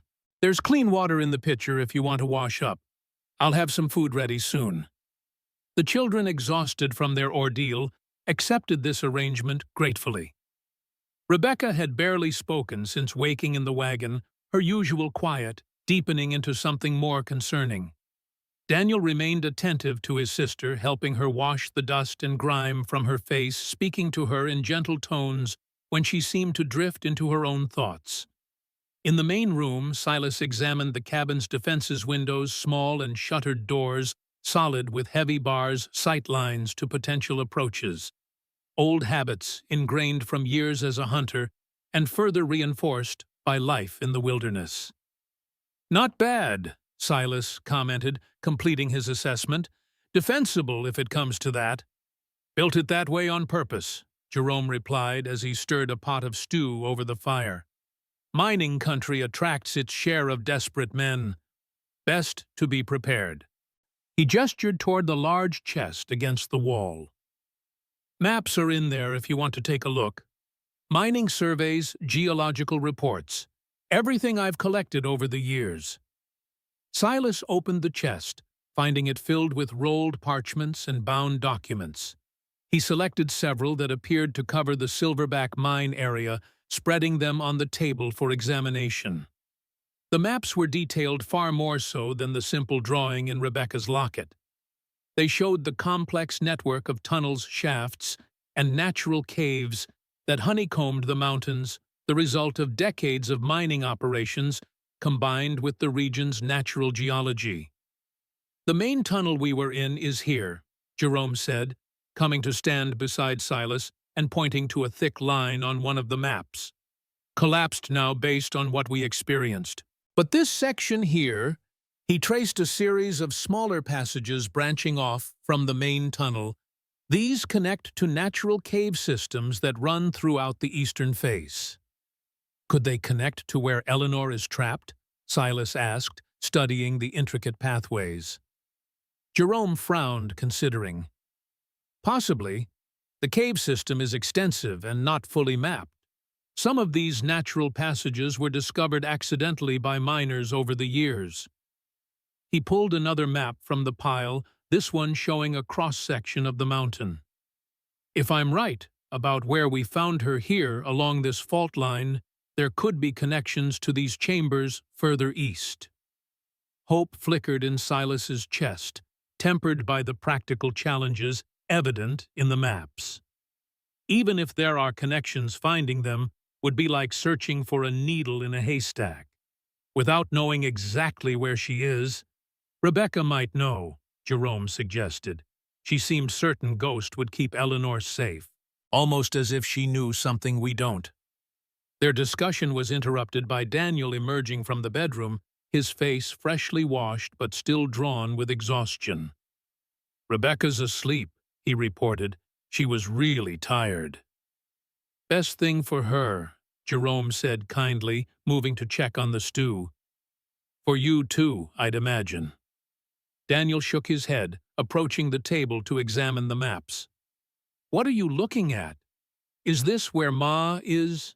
Silas hesitated, not wanting to raise false hopes. "We're trying to figure that out. These maps show all the tunnels and caves in the mountain."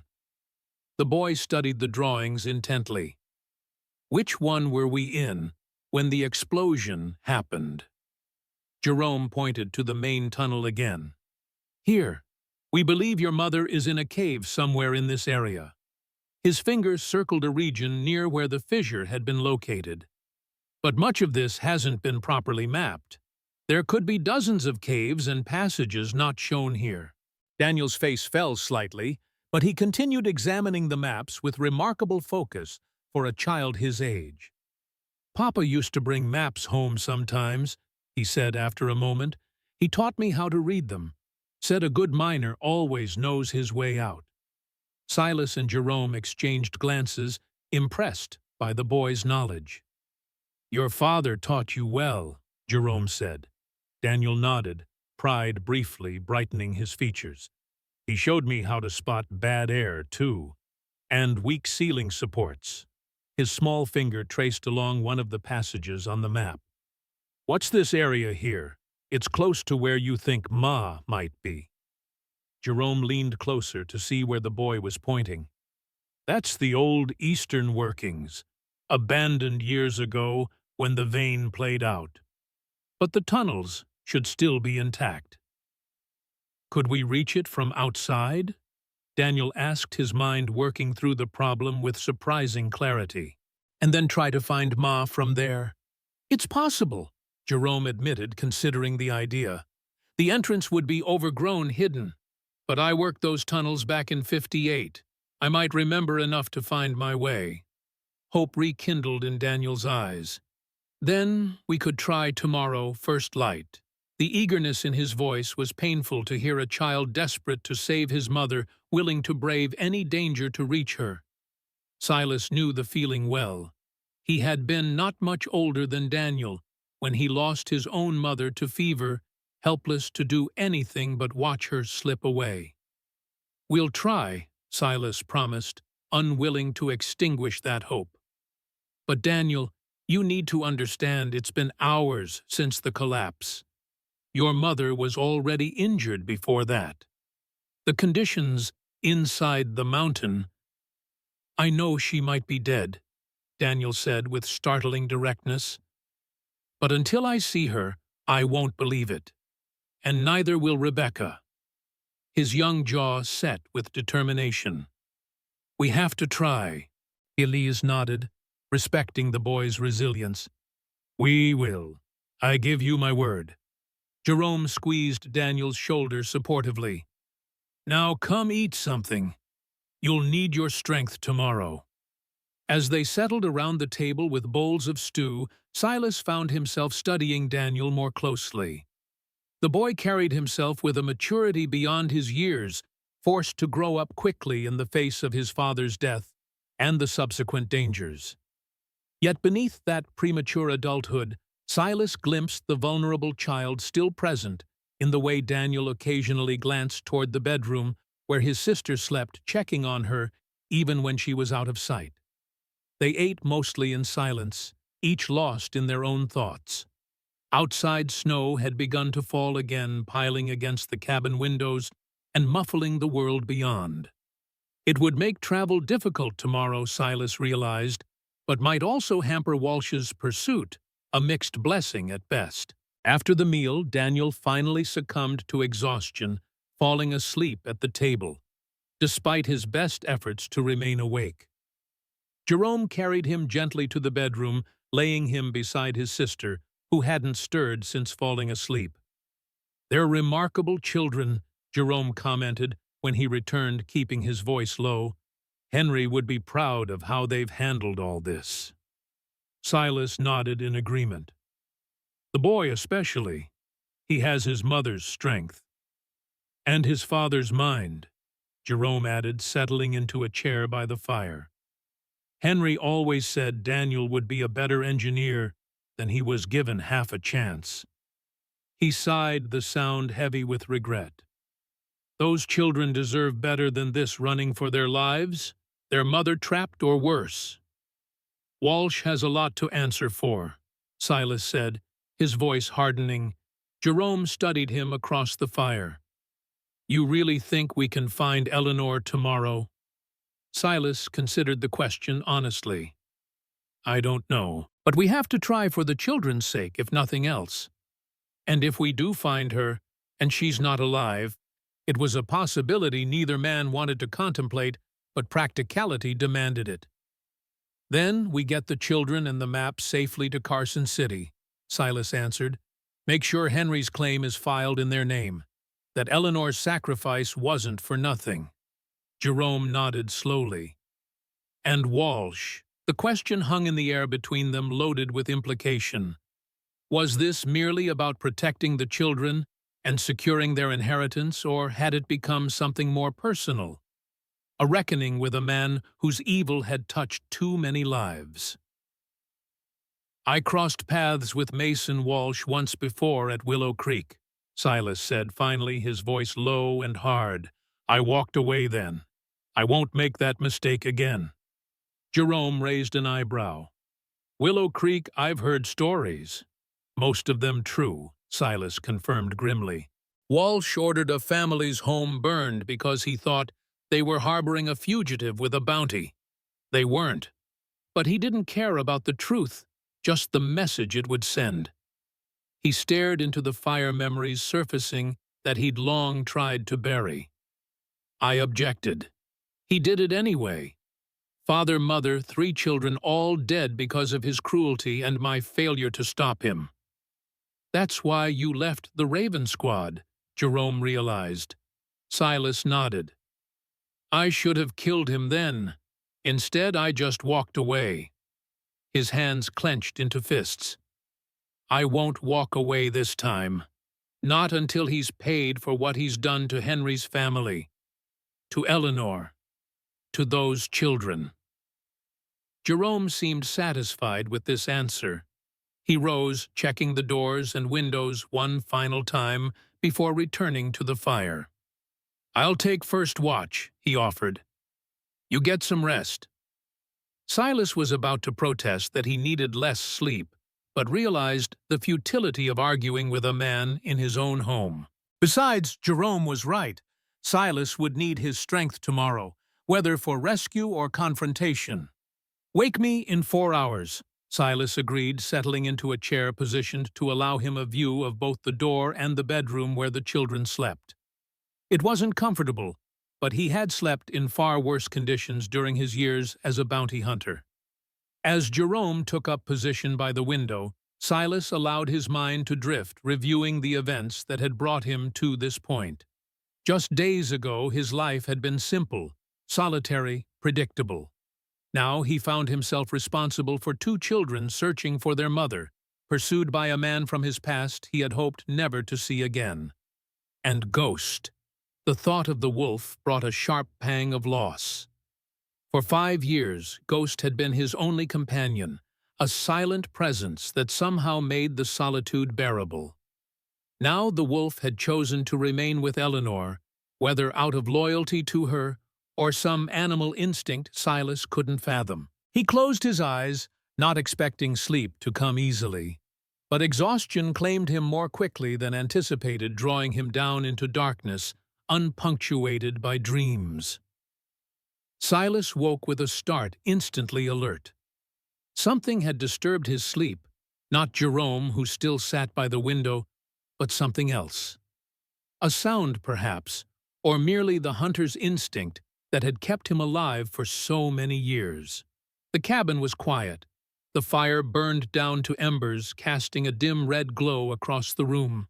Outside, the snow had stopped moonlight reflecting off the fresh powder to create an eerie, shadowless illumination visible through gaps in the shutters. "What is it?" Jerome asked softly, noting Silas's sudden wakefulness. Silas shook his head, unable to articulate the sense of wrongness that had roused him. "Not sure. How long was I asleep?"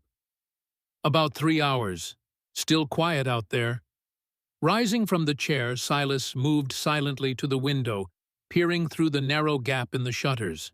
The moonlit clearing before the cabin appeared undisturbed, pristine snow, reflecting silver blue in the cold light. The forest beyond stood dark and motionless, no sign of movement or threat.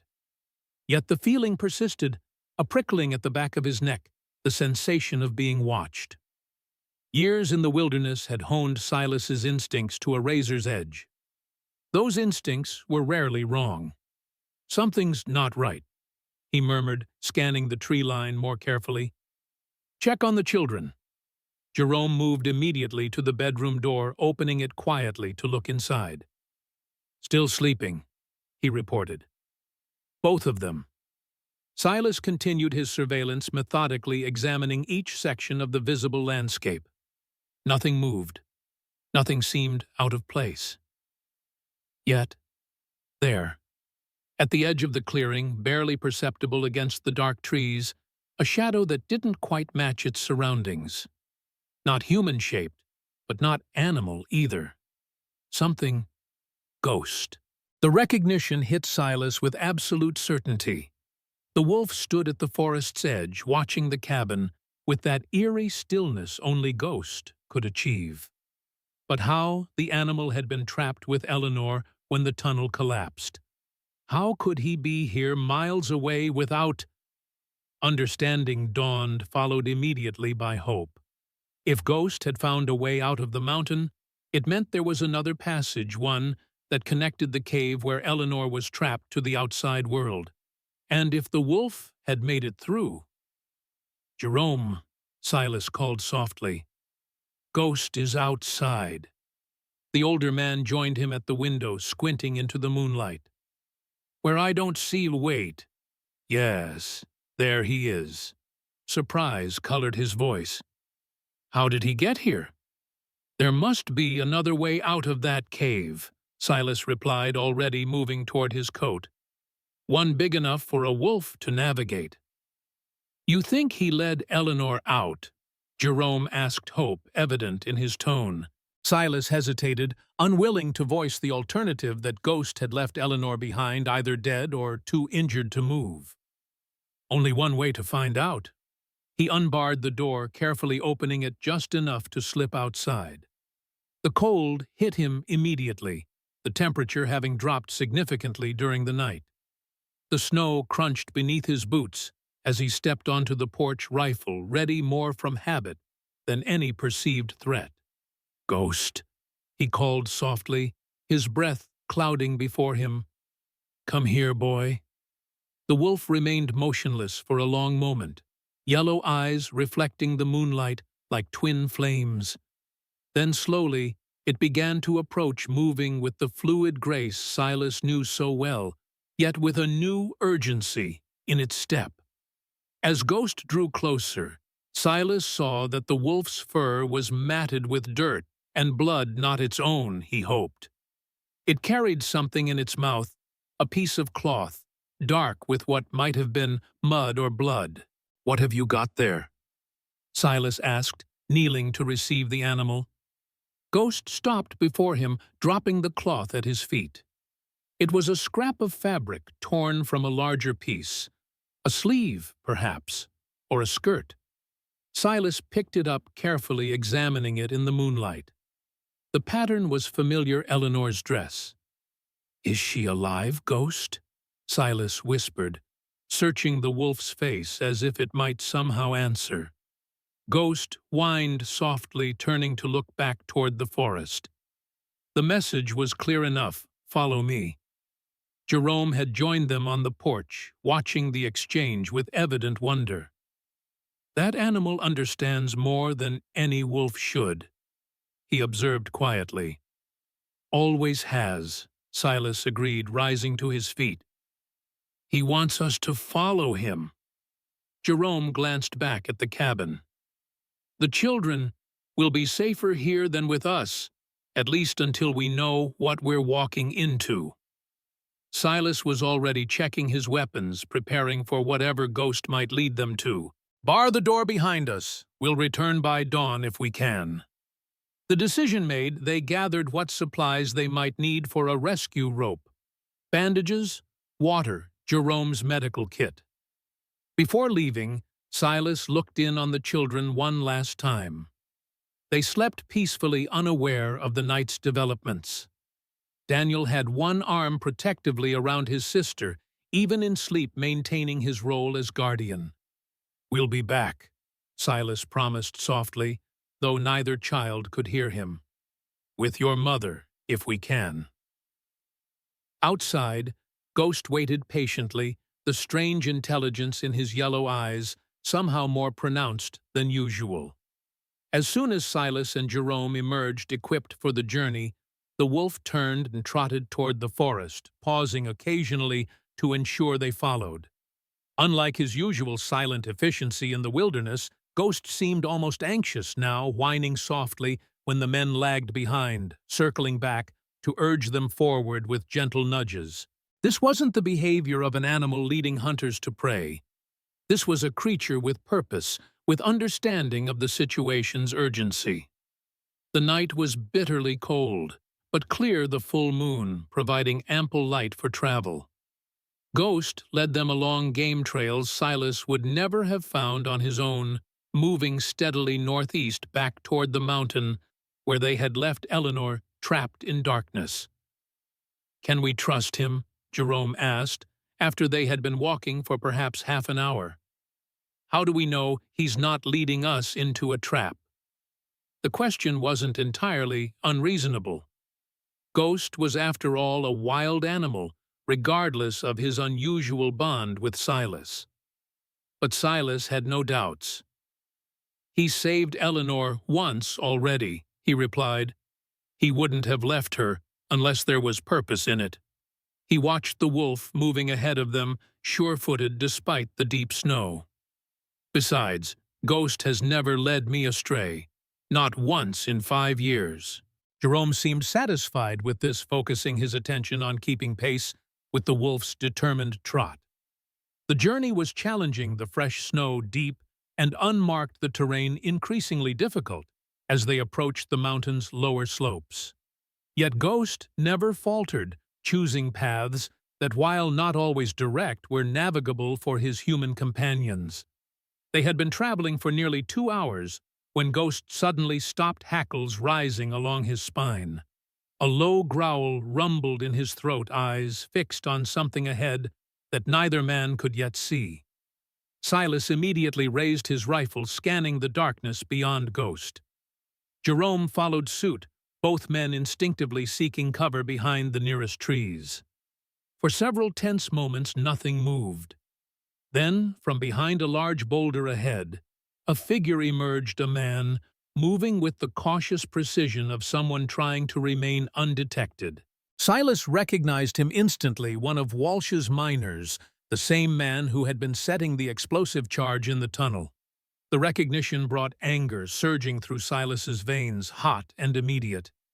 This man had been directly responsible for the collapse that had nearly killed them all, that had left Eleanor trapped and possibly dying.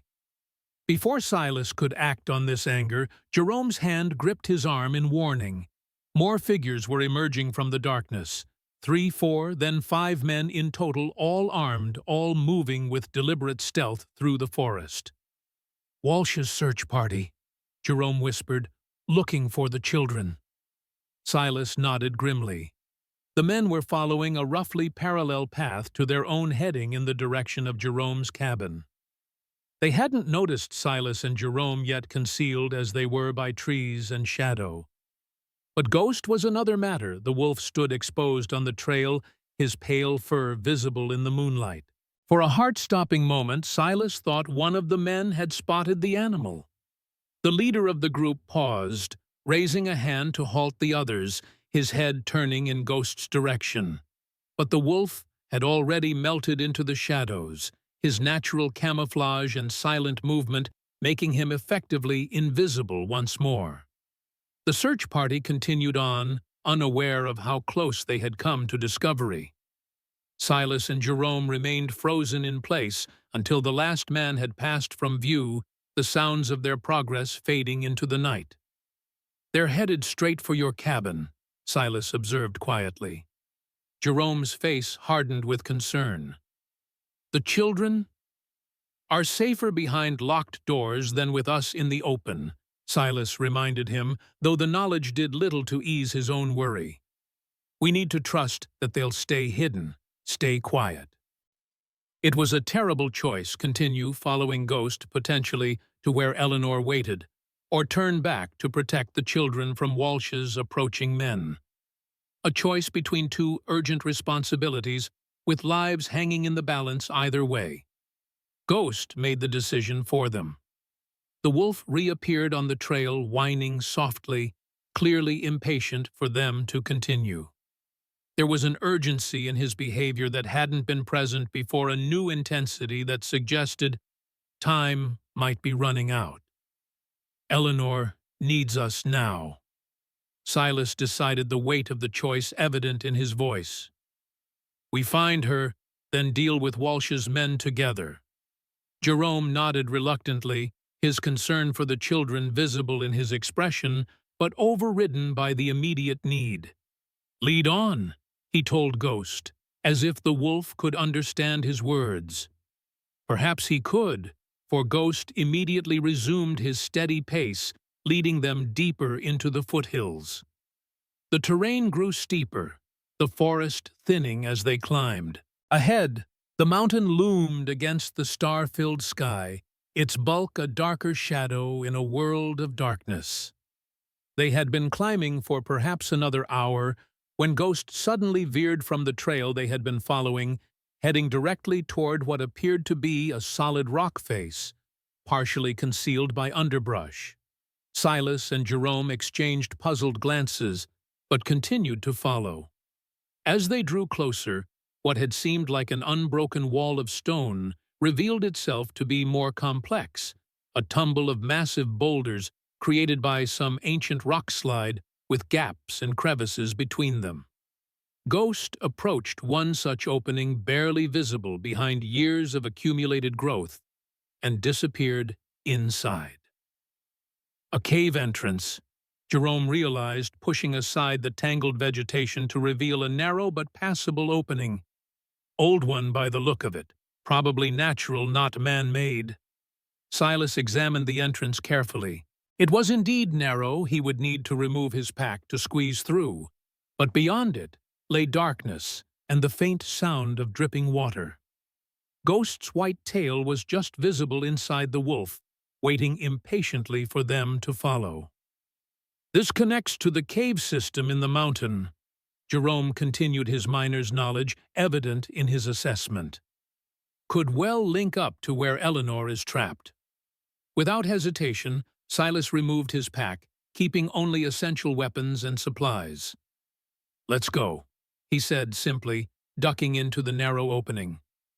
The passage beyond was tight, but navigable, opening gradually into a larger tunnel that showed signs of both natural formation and human modification.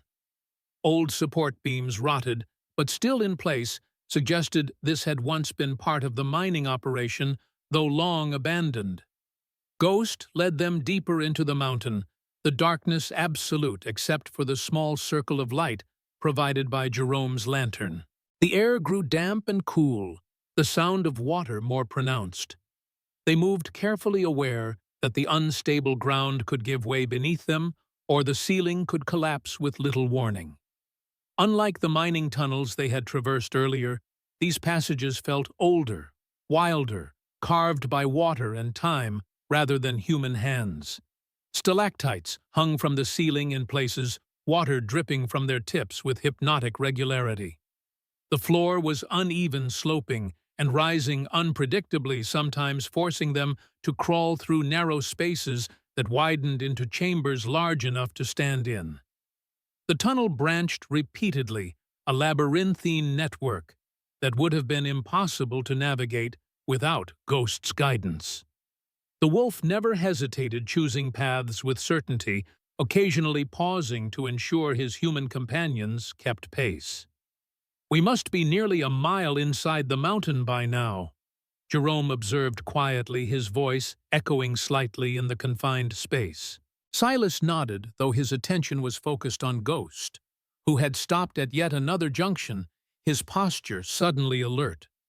The wolf turned to look at them, then back down one of the branching tunnels, whining softly.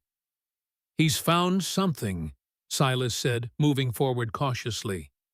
The tunnel Ghost had indicated sloped downward, becoming steeper as they descended. The walls narrowed, the ceiling lowered until they were forced to crouch, then crawl. Just as Silas was beginning to fear they had reached an impassable point, the passage opened suddenly into a much larger chamber. Jerome raised the lantern, its light revealing a vast natural cavern, stalactites hanging from the ceiling like stone teeth. A small underground stream cutting across the far side. And there, huddled against the far wall, a figure that made Silas's heart leap in his chest. Eleanor Walsh, alive.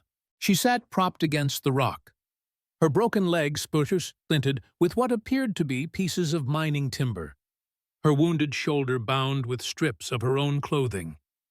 Her face was pale, drawn with pain, but her eyes were open, alert. When the lantern light reached her, she raised a hand to shield her eyes, disbelief crossing her features.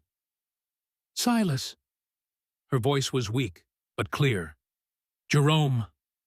They crossed the cavern quickly, Ghost bounding ahead to reach Eleanor, first pressing against her side, as if confirming to both her and himself that the help he had sought had arrived. "Eleanor." Silas knelt beside her, relief washing through him so powerfully it was almost physical. "We thought we'd lost you." She managed a small smile despite her obvious pain. "Not so easy to get rid of, I'm afraid." Her expression shifted to concern. "The children, safe," Jerome assured her, already examining her injuries with professional efficiency. "At my cabin. Daniel and Rebecca are fine, just worried about their mother." Eleanor closed her eyes, briefly, relief evident in her features. "Thank God. When the explosion hit, I thought—" She couldn't complete the sentence, the memory too fresh, too painful. "How did you survive?" Silas asked, helping Jerome as he checked Eleanor's splinted leg. "The cave-in should have—" "Ghost." Eleanor answered simply, her hand resting on the wolf's head. "When I fell from that ledge, he somehow caught me, broke my fall.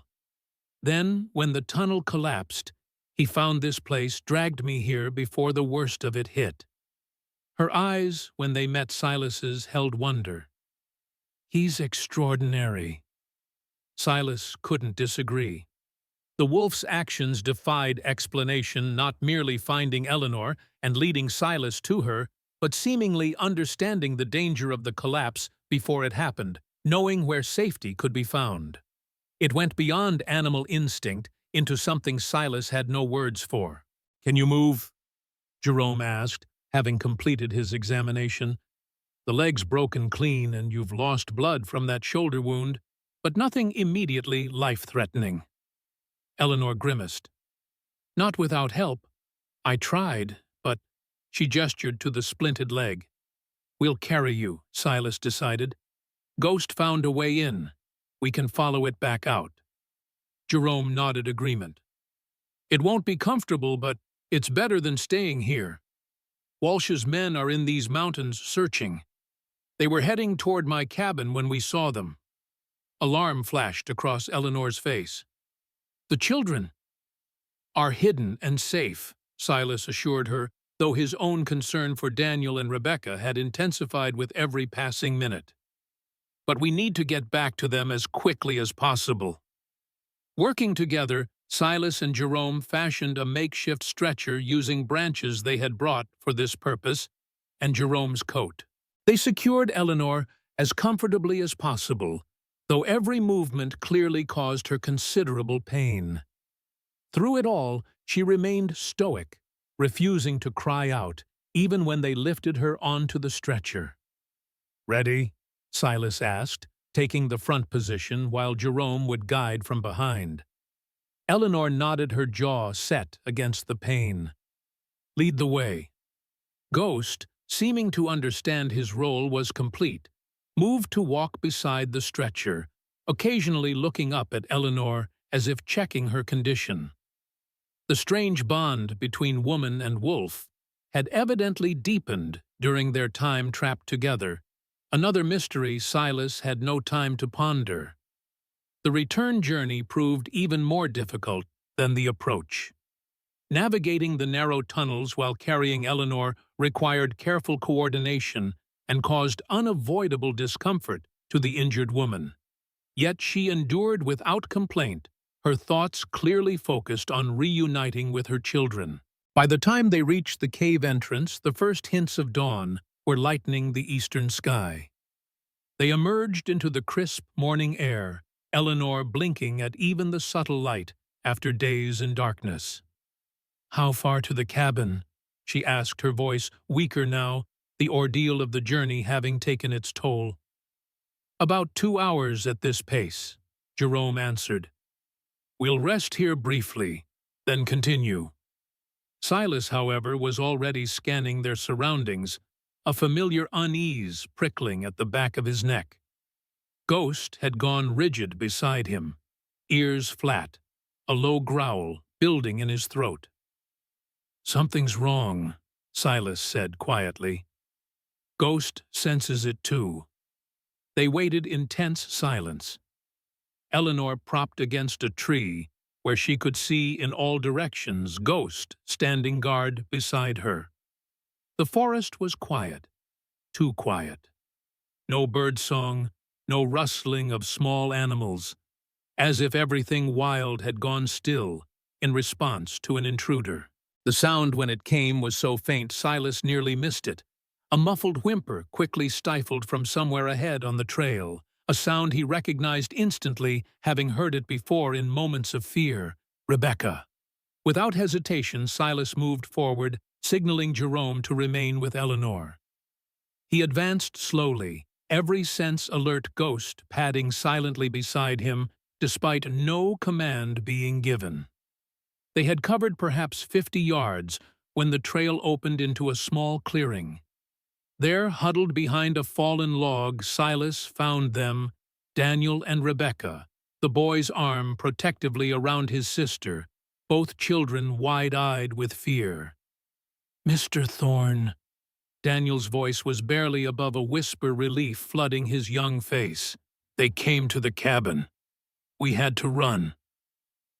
Silas knelt beside them, quickly checking for any injuries. Finding none, he asked, "Walsh's men, how many by?" "5," Daniel answered. "They broke the door. We escaped through the back window like you showed us." Pride momentarily overshadowed the fear in his voice. "Rebecca remembered what you said about hiding our tracks." Silas glanced at the little girl, who remained silent, but watched him with those unnervingly perceptive eyes.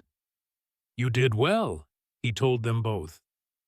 "Very well, but how did you find us?" Daniel pointed to his sister. "Rebecca knew, said she could feel Ghost nearby, that he was leading you to Ma." The boy's expression became suddenly hopeful.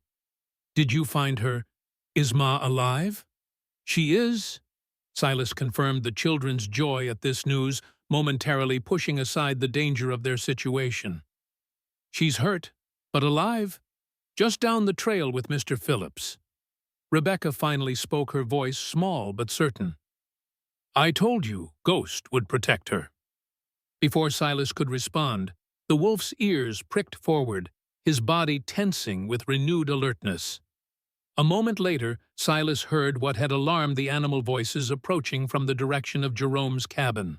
Walsh's men following the children's trail. "We need to move," Silas told the children, helping them to their feet. "Quickly and quietly. Your mother is waiting." They made their way back to where Eleanor and Jerome waited, the reunion between mother and children, both joyful and heartbreaking.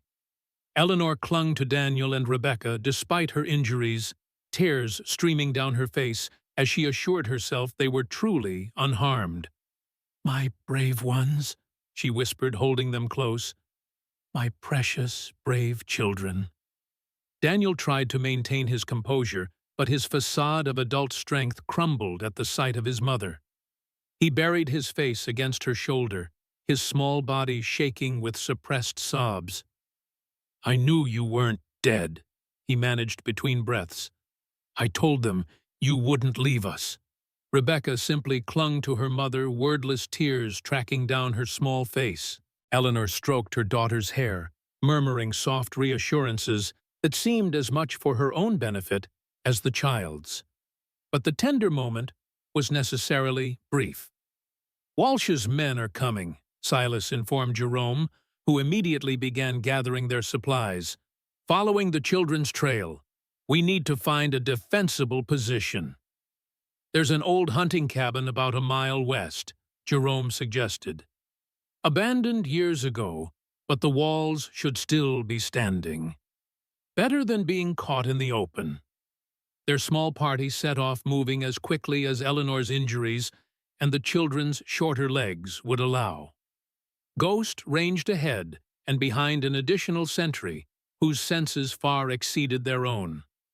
The morning grew brighter, the sun rising over the eastern peaks, casting long shadows across the snow-covered forest. They had covered perhaps half the distance to the hunting cabin when Ghost returned from scouting ahead, his posture conveying unmistakable alarm. Almost simultaneously, a shout echoed from behind them, Walsh's men having spotted their tracks in the fresh snow. "Run!" Silas ordered, ushering the children forward. "Jerome, get them to the cabin. I'll hold them off." Jerome didn't waste time arguing. He urged Daniel and Rebecca ahead, helping Eleanor along as best he could, despite her injuries making rapid movement impossible.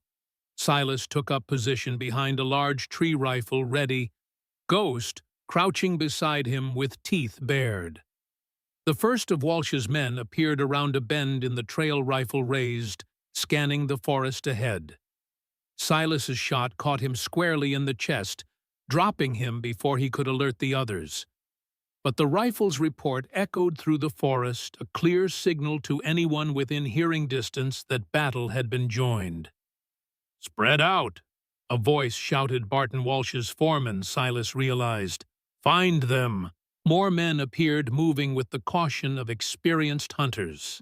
Silas fired again, forcing them to take cover, buying precious time for Eleanor and the children to reach safety.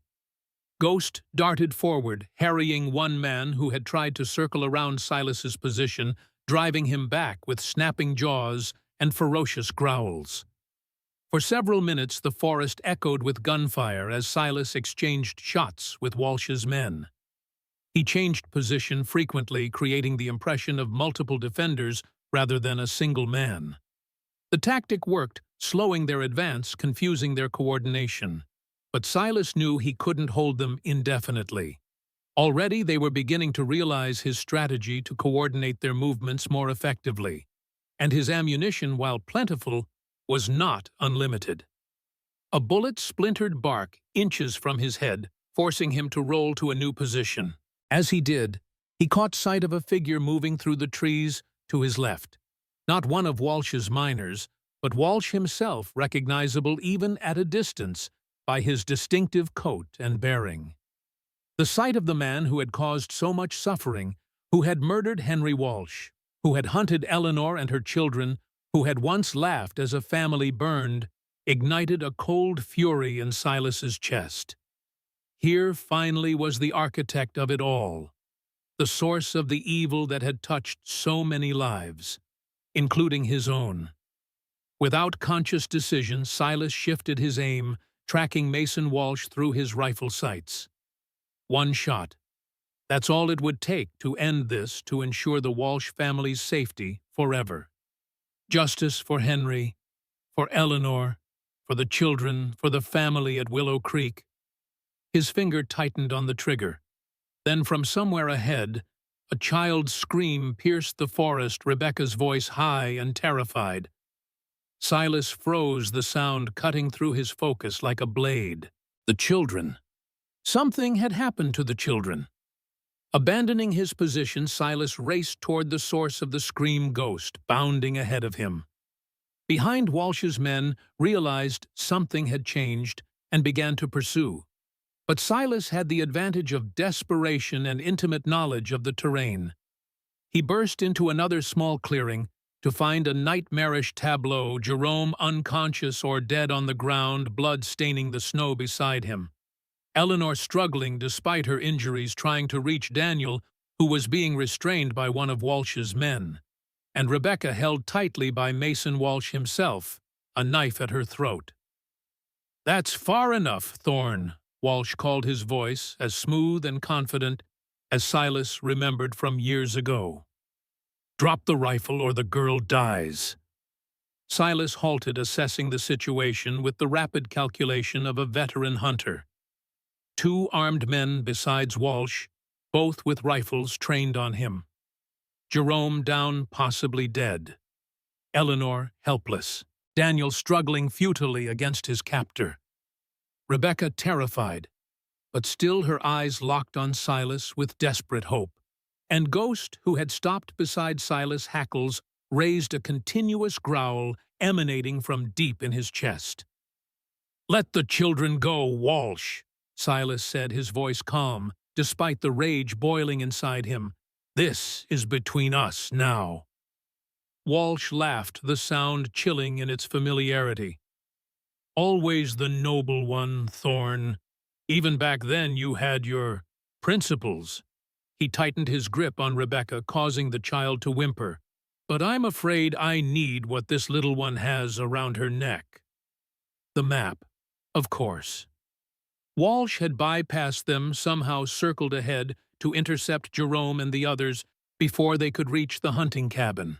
And now he had what he had been hunting all along, Rebecca, and with her, the key to the richest mining claim in Nevada. "The map won't do you any good," Silas said, playing for time, looking for an opening. "Not without legal claim to the land. The commissioner in Carson City knows Henry Walsh filed the initial discovery." "Commissioners can be bought," Walsh replied dismissively, "or eliminated if necessary. Either way, with the only copy of the exact location in my possession, who's to say I didn't discover the vein myself?" His smile was cold, calculating. "Now, drop the rifle. Last chance." Silas's mind raced through options, each worse than the last. If he surrendered, Walsh would kill them all, He had no reason to leave witnesses. If he fired, Rebecca would die first, followed quickly by Daniel and Eleanor. If he stalled, a slight movement caught his eye, Jerome not dead after all, regaining consciousness slowly. The older man's hand moved subtly toward the pistol at his waist, his eyes meeting Silas's in brief silent communication. "All right," Silas said, finally lowering his rifle slightly. "Let the girl go first." Walsh shook his head, his knife still pressed against Rebecca's throat. "The rifle, Thorn. Then we talk terms." Silas began to bend as if to set the rifle on the ground. But as he moved, three things happened simultaneously. Ghost launched forward a gray blur of fur and fangs, targeting not Walsh, but the man holding Daniel. Jerome rolled suddenly, drawing his pistol and firing at the second gunman, who dropped with a cry of surprise and pain. And Silas, instead of placing the rifle down, brought it up in one fluid motion and fired. The shot was perfect, catching Walsh in the shoulder of his knife arm, causing the blade to fall away from Rebecca's throat. The child instantly twisted free, running toward her mother with a cry of terror. Walsh staggered back, clutching his wounded shoulder, his face contorted with pain and rage. "Kill them!" he shouted to his remaining man, who was now struggling with Ghost. The wolf's jaws locked on his arm. Silas fired again, dropping the last gunman before he could recover. Ghost released the now limp arm, moving to stand protectively in front of Eleanor and the children. Only Walsh remained backing away, his hand still pressed to his bleeding shoulder. His confident demeanor had vanished, replaced by the cornered desperation of a predator facing defeat. "It's over, Walsh," Silas said, advancing slowly, rifle trained on the mine owner's chest. "You've lost." Walsh's eyes darted around, seeking escape, finding none. Then, with surprising quickness, he reached for the pistol at his hip with his good hand. Silas didn't hesitate. His final shot caught Walsh squarely in the chest, the impact throwing him backward into the snow. The man who had caused so much suffering, who had haunted Silas's memories for 5 long years, collapsed like a puppet with its strings cut. For a moment, silence descended on the clearing, broken only by Rebecca's quiet sobs and the harsh breathing of the survivors. Then Silas moved quickly to check Walsh, confirming what he already knew: the man was dead, his eyes staring sightlessly at the winter sky. "Is it over?" Daniel asked, his young voice wavering between hope and disbelief. "Really over." Silas turned to the boy, to Eleanor, holding both her children close, despite her injuries, to Jerome, sitting up slowly, hand pressed to a bleeding gash on his head. To Ghost, standing guard over them, all yellow eyes, still alert for any remaining threat. "Yes," Silas answered, the weight of years lifting from his shoulders as he spoke. "It's over. You're safe now." Eleanor's eyes met his across the clearing, gratitude, and something deeper reflected in their depths. "Thank you," she said simply, "for everything." Silas nodded, unable to find adequate words for the moment. Instead, he moved to help Jerome to his feet, then knelt beside Eleanor and the children. "Let's go home," he said quietly. Rebecca looked up at him, tear-streaked but composed. "Where is home now?" she asked, the innocent question carrying profound implications. Silas glanced at Eleanor, seeing in her expression the same uncertainty, the same question. Their cabin was destroyed. Jerome's compromised. Carson City awaited with legal battles and the complexity of claiming Henry's discovery. Where indeed was home? Home is where we decide to make it, Silas answered finally. Together. The word hung in the air between them, together. Not a promise, not yet, but a possibility none of them had expected when Eleanor first knocked on Silas's cabin door during a snowstorm. 3 weeks later, Silas stood on the boardwalk outside the Mining Commission office in Carson City, watching as Eleanor emerged with Daniel and Rebecca. The spring sun warmed his face, a welcome change from the mountain winter they had left behind. "It's done," Eleanor announced, a smile of triumph on her face. "Commissioner Pierce registered the claim in Henry's name with me as executor for the children." She held up the official document. "It's ours legally and completely. Mason's company has no claim." Silas nodded satisfaction, warming him more than the sun. Henry would be proud. "He would," she agreed, her smile softening to something more reflective. "But I think he'd be more proud of his children, and grateful to the man who helped save them." Daniel stood taller at this chest, puffing slightly at the acknowledgement of his courage. Rebecca simply slipped her small hand into Silas's, a gesture that had become familiar over the past weeks. "What will you do now?" Silas asked the question that had been hovering between them since they arrived in Carson City. Eleanor studied him, her expression thoughtful. "We have options now. The claim is valuable enough that we could sell it, move east perhaps. Start fresh, where no one knows us." She paused, watching his reaction carefully. "Or we could stay, develop the mine, build something here." "That sounds like a lot of work for a widow and 2 children," Silas observed neutrally. "It does," she agreed. "We'd need help, someone who knows the mountains, someone the children trust." Her eyes held his steadily. "Someone I trust." The invitation was clear, hanging in the air between them like a tangible thing. Silas felt Ghost press against his leg, the wolf having refused to leave his side since they'd reached the city, despite the stares and comments his presence generated. "I'm not much of a miner," Silas said finally. Eleanor's smile widened. "No, but you're a good man, a good protector, and—" She hesitated, then continued with quiet certainty, "you could be more if you wanted." Daniel watched this exchange with the serious attention he gave all adult conversations, understanding more than they might have wished. Rebecca simply squeezed Silas's hand tighter, her silent vote already cast. Silas looked down at the little girl, then at Daniel, and finally at Eleanor. 5 years of solitude had been his attempt to atone for the past, to escape the man he had been, but perhaps true redemption wasn't found in isolation, but in service to others.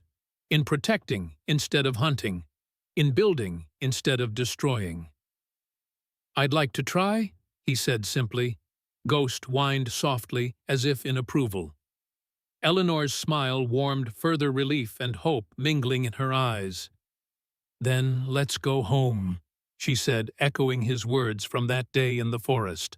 "All of us." Together they walked down Carson City's main street, a widow, 2 children, a former bounty hunter, and a wolf. An unlikely family formed in the crucible of danger and loss, but bound now by something stronger than blood choice. The deliberate decision to face the future as one. For Silas Thorne, who had chosen solitude as penance for his past, it was an unexpected chance at redemption. For Eleanor and her children, it was the promise of safety after weeks of terror. And for Ghost, it was simply the natural order of things, the pack reunited and complete. As they reached the edge of town, the Sierra Nevada mountains rose before them, no longer threatening, but promising a vast frontier of possibilities. The path ahead would not be easy. There would be challenges, setbacks, perhaps even dangers. But they would face them together, stronger for having found each other. Home, Silas realized, was no longer a place. It was these people, this moment, this second chance he had never sought, but now embraced, with quiet gratitude. It was enough, more than enough. It was everything.